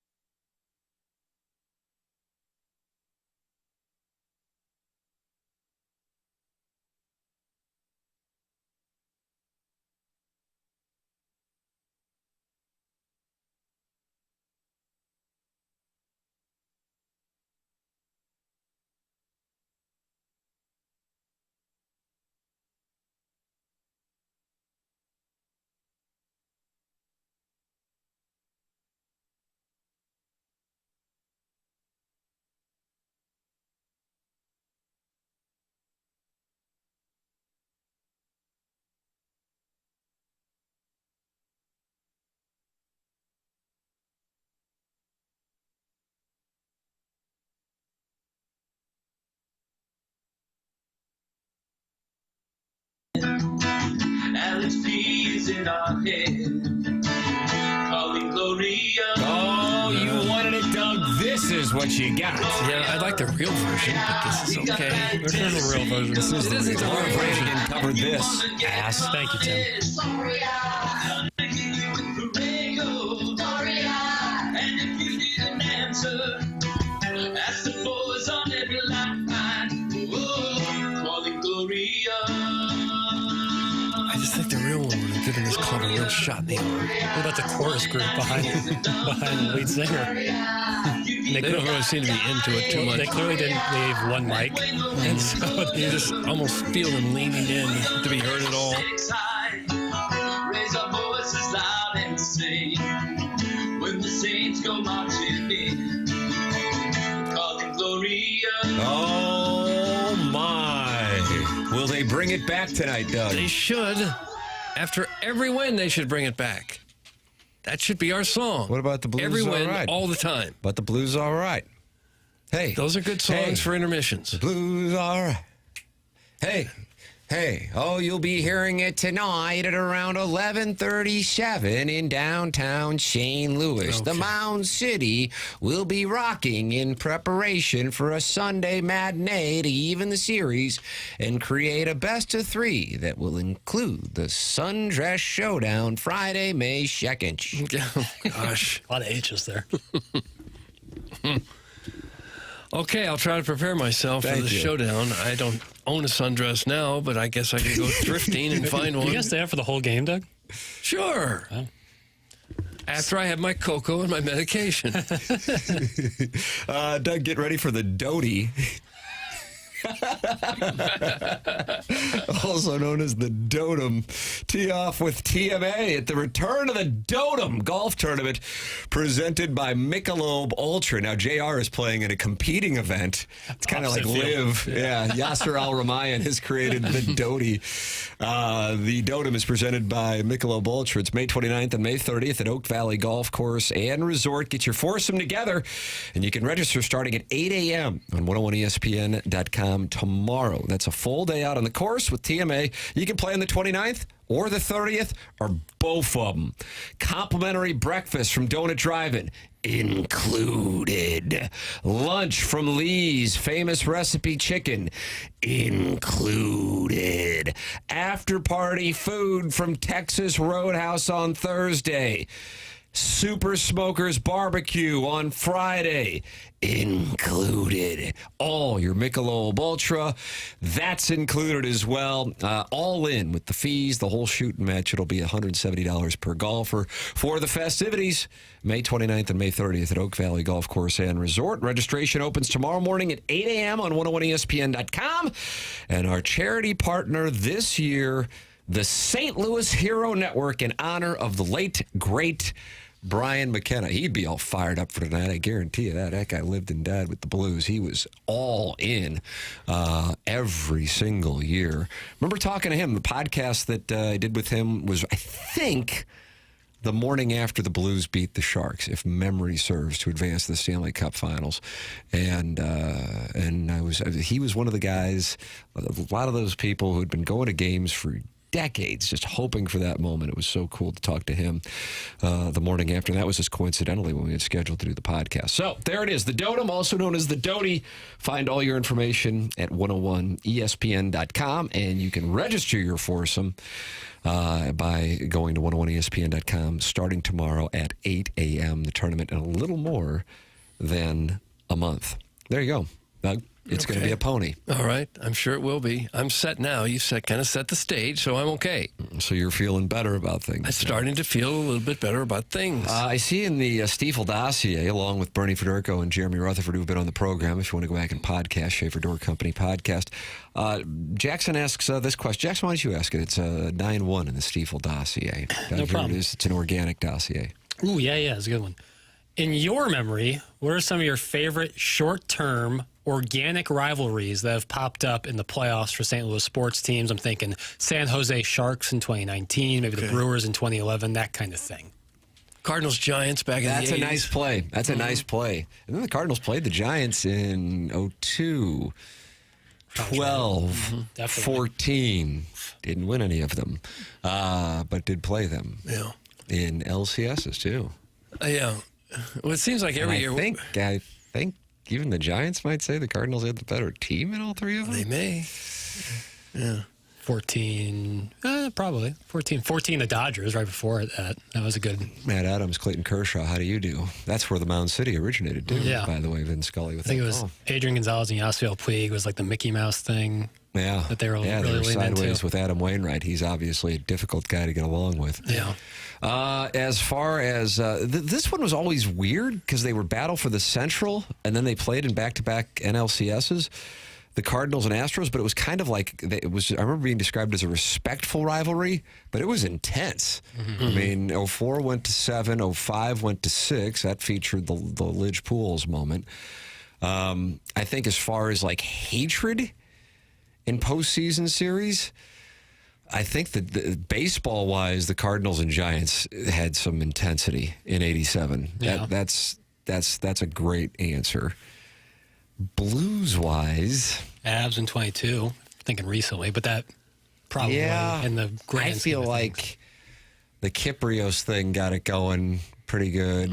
Courtnall. Does Chicago count when Belfour is slamming his stick against the goal? But the Blues, did they sweep them in that series? I know I'm crowdsourcing. Either way. Still a good rivalry. Yeah, but that is like the their rival. Blackhawks, but I don't know if it was... Right, I'm thinking more organic, like pure. I think there's no reason And I think Red Wings, that would be my go-to. Mets from the But 80s. they were never in the postseason. Yeah. Well, with when was the Pond Scum thing? That was the 80s. Yeah. In 2000, they played them, but that wasn't much of a series. 2006, but I don't really feel like there was hatred in 2006. I didn't like Andy Chavez after he robbed my evening of glory. Still the best catch I've ever seen in my life. Really? Andy, yeah, for sure. Was the Niger Morgan stuff postseason or was that regular It season? started in the regular season with him tweeting that the Cardinals would be sitting at home watching his Brewers. And then, in a wonderful twist of irony, 5 weeks after the tweet was sent, the Cardinals were the ones to send him home. Yeah, and I think he started playing in like Japan or something right after that. Yeah, it all ended very quickly. He threw his dip at like Carpenter. And Yeah, that falls under the umbrella of bad idea genes. Carpenter looked at him with the same disdain he would look at us when we would set up shop at spring training. But unlike our presence, he also had a confusion when he would look at Niger Morgan like, oh, you're actually in the major leagues and I don't know who you are and somehow you're yapping at me. I remember Albert also had a similar look of confusion. He was like, I can't believe this kind of short, smaller guy is going to go after Carp. You guys are forgetting my Battlehawks vicious rivalry with San Antonio. That's from the Worst Woods Wacko. Don't forget that. Missed that one. I guess there wasn't a series, but the Rams and Titans kind of became a thing. Yeah. When the Titans were the first team to beat the Rams in '99, knocked them off from being undefeated. Then they saw them again in the Super Bowl and beat them that time. It wasn't a prolonged rivalry, but watching the Blues just flip that switch against the Sharks after the Sharks of the 19 one. That was the one. Okay. Manute Eligible says Ralph Benershk. Doug? Ralph Benershka, the kicker who went on to host a little bit of TV himself, didn't he? Wheel of Fortune. Yeah. That was odd. Our kicker just retired. Welp, now he's on Wheel of Fortune. Huh? He was hosting it? Yes. Like in someone's stead? Where he was like became he the was new a regular host. guy for a year or two, I think. Isn't it the Sajak vehicle? Rams and Saints is a nice one from Chairman Stephen Wildwood. There was some hatred there. That's a nice play. Yeah. It's a little obscure, but they did play in the postseason. The hatred was more regular season, but that was a nice little back and forth. Hazlitt and Martz. That's a nice play, Chairman Stephen Wildwood. People are now just sending in the names of kickers for no particular reason. That's going Neil on. O'Donoghue. I don't recall Neil O'Donoghue hosting any primetime game shows, but probably could have. Jimmy Baseball made many better catches than that Andy Chavez grab. Jackie Boy was probably just too busy watching the St. Louis Swarm. That's from the River to Pear Yacht Captain. Were you not watching Cardinal playoff games because you were watching Swarm games? Is that Bernie Bickerstaff, Doug? Probably. Doug Smith, Buck Grimm? I told the story when Edmonds came in with us on Balloon Party. The year's 2004. Me and my family, I guess, driving somewhere. We were in Cincinnati, me, my mom, and my dad. My dad said, do you want to come to the Cardinal game with me? It was 2004, so I'm 6 years old. Or my mom was like, we can go to the aquarium tonight. Which one do you want to go to? Stupid, I choose the aquarium. That night, Jimmy Edmonds... You can see fish anywhere. Jim Edmonds pulls off what some consider the best catch of his career over the shoulder, climbing the wall in Cincinnati. To rob a home run. And I missed it. Could have been at that game, but I went to the... And someone called him like a bomb threat to the aquarium, so I didn't even go to the aquarium. You couldn't even see the flounder. I didn't even go to the aquarium. Oh. Sucks. I think Edmonds' best catch was that one in Anaheim that was hit over his head. Where he dove He ran over as fast as he could with his back to the infield, dove headlong without even being able to see the ball, caught it somehow. Yeah, that was actually... he was with the Angels, and it was in Kansas City. Wow. Yeah. There was a home run he robbed where he was smiling afterwards. He looked like he was surprised by it. He's told the story about that one because Isringhausen was pitching, and he said they were hanging out, perhaps having a libation a night or two beforehand, and Isringhausen was giving him crap, saying, how come you never do that when I throw one of those? And so he was laughing and holding it up because Isringhausen was the pitcher. And he's like, now you finally got yours. That's the backstory of the laughter on that home run. Fun facts for no and tell, Doug. It's fun facts Nice for no and little tell fact. here to get you ready for the Blues and Jets Game 3. TMA 101 ESPN and the TMA STL YouTube channel.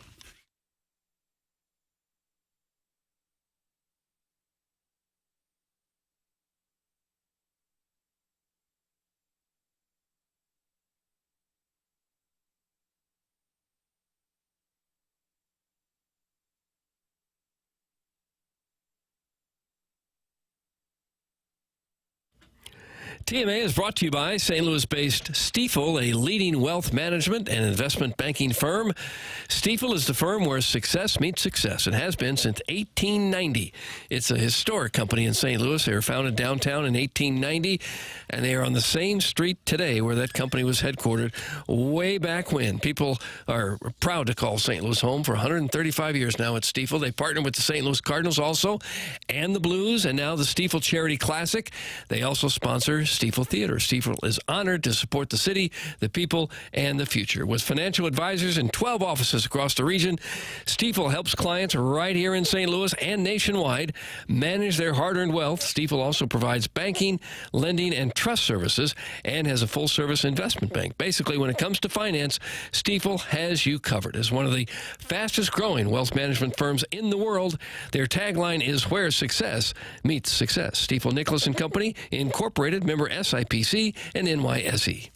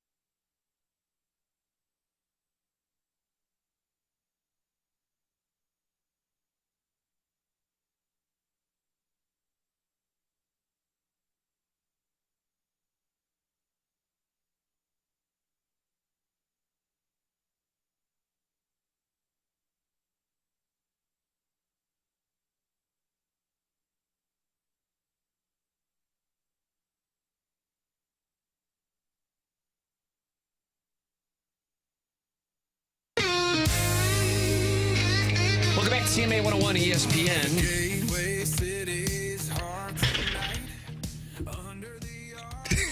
I can barely hear this. Well, so I thought he was going into the segment. Told you third person.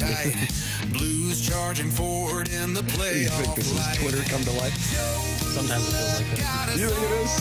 When the people start texting in, yeah. What do you know? Burners are grilling my ass. I got to tell you, it's not fair, and he may be listening. I feel like Martin's finally got like going, what in the hell? It took 6 months. It's like, what's the deal with this? Yeah. It wasn't this way when I was on in 2006. Can imagine.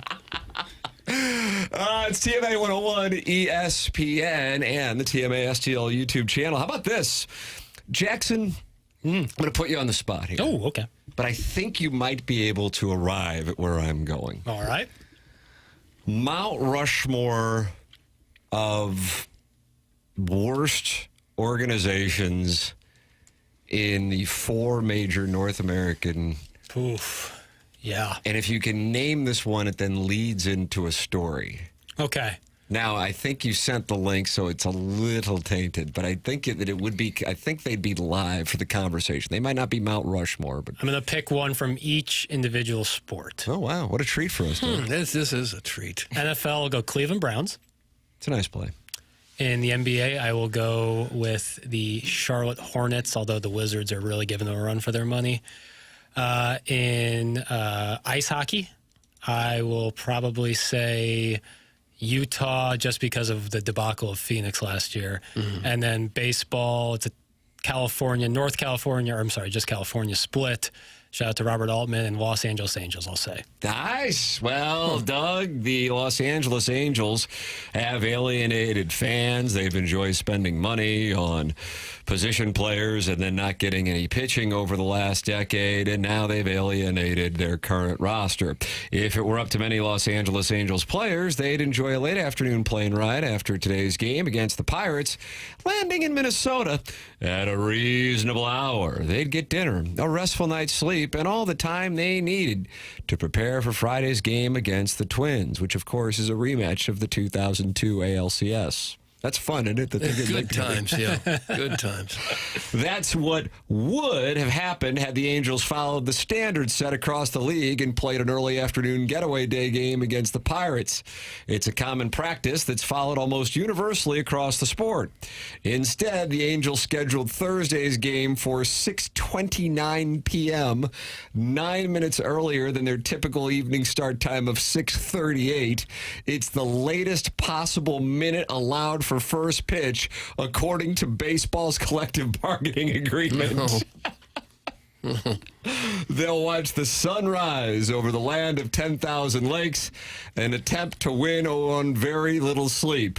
Mike Trout, he's not really known to be a banty rooster in his Hall of Fame career. He said, well, it's not ideal for sure. I don't know when we're supposed to land, but it's going to be early, and we've got to play that night. And the worst part about it is the next day is a day game. This is not a mere accident of the schedule, however. This was a conscious decision made by Angels management, one that frustrated their players and people throughout the organization, according to multiple interviews. Many view it as an exhausting and unneeded hurdle and actively works against their own chances to win. Kenley Jansen, just experiencing the Angel magic here for the first time after being a part of a couple teams that have struggled over the last quarter century, the Dodgers and Red Sox. I don't think it's healthy for anybody to finish playing a night game like that, get in at 6 in the morning, then you got a 7 o'clock game, and the next couple days you got 1 o'clock games. It's definitely not fair. Of course, that fairness is set up by their own organization. Right. Nor is this a league-wide issue. The Angels have earned a reputation for playing the most late getaway days and scheduling some in particularly difficult travel situations where other teams would avoid them. 2019, for example, the Angels played 11 of their 13 weekday getaway games at night. Oh, Jesus. The year before that, there were 9 of 12 such games, and while they have played more getaway games earlier in the day in subsequent years, it remains an issue. Quote, I don't think it should be allowed, to be honest. I think there definitely should be rules in place to prevent that because it's kind of crazy. it is allowed technically to understand why. Doug, flip to page 426 of the collective bargaining I'm not agreement. going to. Jesus. The final page of a document that governs the entire sport, and there is a chart of agreed upon calculated flight times between every MLB city. For the Angels and Twins, the league and union agreed that a flight should take 3 hours and 1 minute, and the CBA states the latest possible time for getaway games shall be determined by taking the portion of the in-flight time that exceeds 2.5 hours and then subtracting that amount of time from 7 p.m., hence 6:29 p.m., and that is the time you can tune in tonight, Doug, to watch the Angels take on the Pirates. I'll miss it. I'll miss crazy. They must think they can't sell any tickets during the day. Yeah, right. Has to be. There'd be no other reason, right? Right. It would make no logistical sense. Yeah. The rule of thumb is the later the start time on weekdays, the higher the attendance, and therefore more revenue generated. And when asked about it, Angels president Johnny Carpino said it's a pretty big difference. The last time he answered a question about it was 2019. We're trying to balance player health and well-being with fans being able to see high-profile teams. The high-profile team they're facing tonight, of course, the Pittsburgh Pirates. Oh, gosh, yeah. It's Barry Bonds, Bobby Bonilla. Oh, there's Doug Drabeck pulling the slab. That'll be fun. Is Bob Walk still on the team? I don't think so. He's one of the announcers. But if you were going to look for a franchise even worse than the Angels, the Pirates would be in the running with the Athletics, too, probably. Yeah, I think those three. Although, like, the Pirates have, like, I'm not saying the Angels, I don't think too much. Jackson talks about their hat. No, I'm not correct. I've missed the old Halo hat. No, I thought the Pirates hat was. World class. But the stadium and the Angels, like, at least the Pirates have an awesome stadium. Like, Angels have a good stadium. Do they? Okay. Yeah. I mean, I've seen it on TV, but I haven't heard people be like, oh, you got to go see the Angels stadium. No, it's across the street from where the Ducks play, too. Okay. I like that convenience. Like, Philly has all their across the highway, really. It's all their buildings in one place. Droid Effect says, well, Trout could have left. He took the money over winning. Like, that's in the Michelob Ultra YouTube chat. Players don't do that here. They play for the fans here, not the money. That's what we've got over the Angels. So I'm kind of looking at tonight's Angels-Pirates game and going, huh.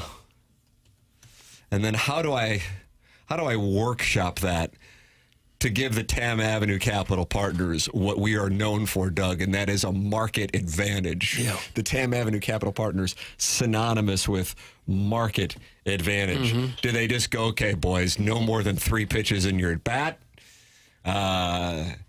Do they go, we don't really care, let's shove it up their backsides and get worked over by the Pirates?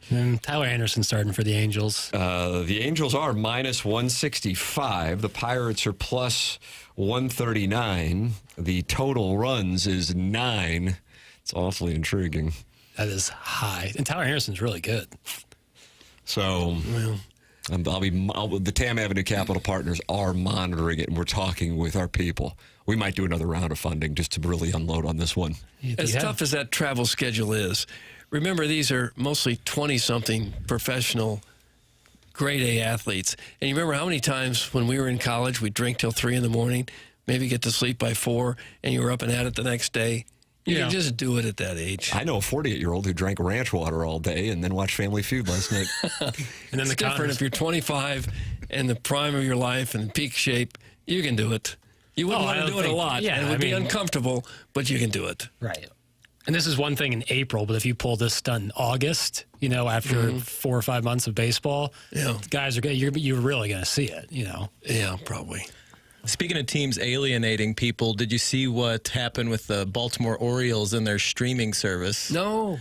They have a streaming service that you can pay, I think, $89.99 for the year. Similar to St. Louis. Yeah, and mistakenly charged fans $8,999. Wow, I wonder if anybody caught that on their statements. Cards were getting declined left and right. Imagine. Did they explain that, how that happened? I think they just said sorry. I was going to do the gift card thing, but Martin's got. I can't do it like he does. Yeah, he's cornered the market. You can give your thoughts by texting in 314-399-9646. That's the Air Comfort Service text line. And, of course, email in for the Design Air Heating and Cooling email of the day, which is coming your way here in a matter of moments. JV golf coach with the lead for the month of April. James Carlton's in the lead for being the best insurance agent in the history of the world. He's online at carltoninsurance.net, 314-961-4800, or just Google. Type in James Carlton State Farm, and you're going to see 423 5-star reviews with people raving about the customer service and the way that James and his team save them money. 314-961-4800, or go online at carltoninsurance.net. If your insurance costs a leg and an arm, call James Carlton State Farm. Design Air Heating and Cooling email today is next. This is TMA 101 ESPN.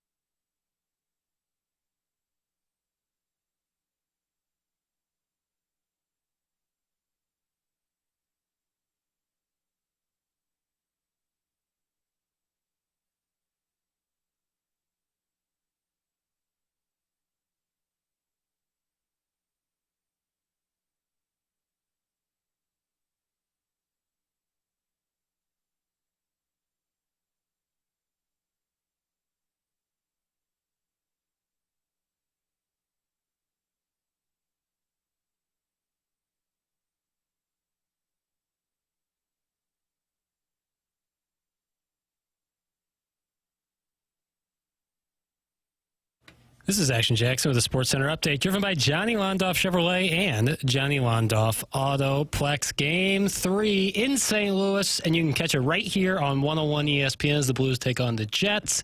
Pre-game at 7:30, puck drop at 8:30. That was another Sports Center update, driven by Johnny Londoff Chevrolet and Johnny Londoff Autoplex.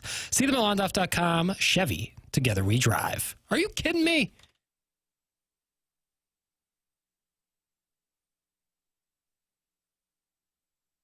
It's the morning after 101 ESPN. Design, Air, Heating, and Cooling email today coming up. Then BK and Ferrario, top of the hour. Attention business owners. Did you know fire codes require your company's fire alarm system to be inspected and maintained by a certified fire alarm service provider? It's not just about compliance. It's about protecting your employees, customers, and property. That's where EDF Group's Fire and Security Division comes in, proudly serving St. Louis and beyond. EDF Fire and Security specialize in keeping businesses safe and secure. From expert fire alarm inspections to advanced commercial security systems, they've got you covered. And it doesn't stop there. With 24/7 fire alarm and security monitoring, you'll have peace of mind knowing your business is protected every hour of the day. Don't wait until it's too late. Call EDF Group's Fire and Security Division today and let them help you stay compliant, secure, and safe. Visit the edfgroup.com or call 314-993-8053 to learn more. EDF Group, your partner in fire safety and security. It is time for the Design, Air, Heating, and Cooling email of the day. Hey! 7 is a lucky number, unless that 7 is the times you have been filtered out in the month of April from the email of the day competition. Oh, gosh. This email is important. I've accepted Andy Hanselman's nomination to be on the Dotem Open Rules Committee. Andy Hanselman is on a Dotem Open? I didn't know we had a rules committee. It's like a satellite committee. This emailer may be confusing that with the fan page. Correct. Championship. And my first order of business is that all par fives will be played with one arm, so everybody knows what Tim is dealing with his bad shoulder. But this email is really about the first time I saw a guy get wristy. We go over to my buddy Ace's house. Didn't you have a friend named Ace when you were growing up? I think it was Kiefer Sutherland's character in Stand By Me. Sam Ace Rothstein and Kiefer Sutherland are the only two aces I can think of. Ace Ventura, Pet Detective. Ace Mount Bailey. Rushmore. Garnet Ace Bailey was a hockey player. Also a star player for Rutgers last year. Was he? Yeah. And I believe Ace Bailey, the old Blues player, was killed in the 9/11. He was on one of those planes. Ooh. Didn't mean to bring down the mood here. We were all over at my buddy Ace's house. His dad was super cute. Full head of well-manicured hair. No. 5'6". Kind of had a Ray Combs thing going on. Ray Combs. Aforementioned. Right. After 3 giant pork steaks, he took a nap in their hammock. Then my buddy Butchie pulled a Babe Ruth and called his shot. Everybody be super quiet. I'm going to sneak up and give Mr. Edwards the old yankin' stank. No. With that, he army crawled beneath the hammock and pulled down Tommy's dad's pant. Stop it, Miller. This is Kevin Miller, isn't it? I don't know that. Is that the end of the email? Probably should be. Yeah. This is. Am I in the filtered file or am I in the unfiltered? It's one and the same today. Oh, is that right? Wow. Kevin Miller.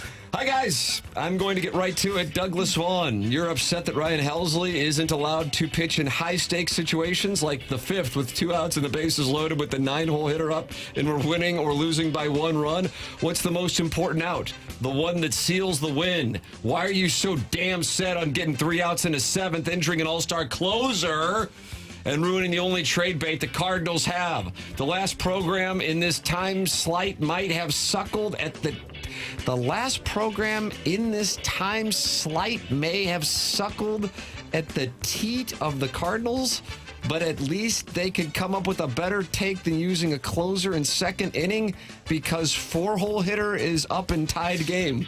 Now we've gone to the 2nd inning, not the 7th or 8th as I was suggesting, but the 2nd. And if you ever use him, he's going to get hurt. I don't know. I think you're getting unlike all the other pitchers. You're getting owned right now. Yeah. Do the math on that! Oh. It's mostly likely 0-0.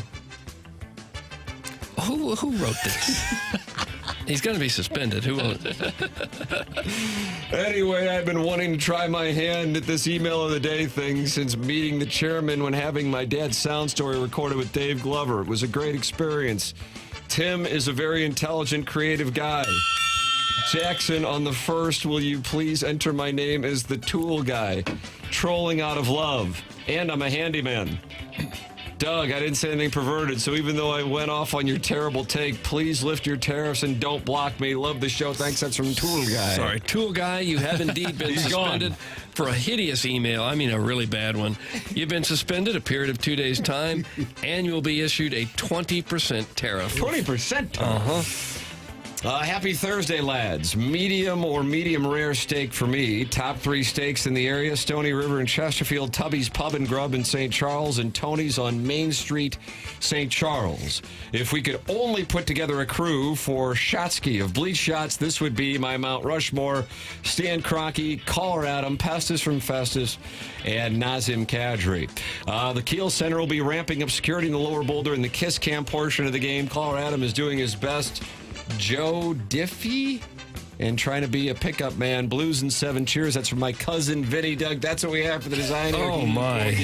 Good batch. My cousin Vinny. Ouch. Man. It's certainly not Tool Guy. He's suspended with tariff. Against it. You might have to vote for him. I may need some time to think about this. I'll give it to Kevin Miller. Oh, my goodness. We didn't even get to the end of his, Doug. That's why he was still eligible. I'm going Tool Guy. I like Tool Guy as well. Tool Guy is one designer. Congratulations. Including email of the day. Oh, that was the worst email we've had in a long time. Long time. Congratulations to Tool Guy. And for that email, you're going to Big League Bash featuring Adam Wainwright on Sunday, July 27th at the Factory.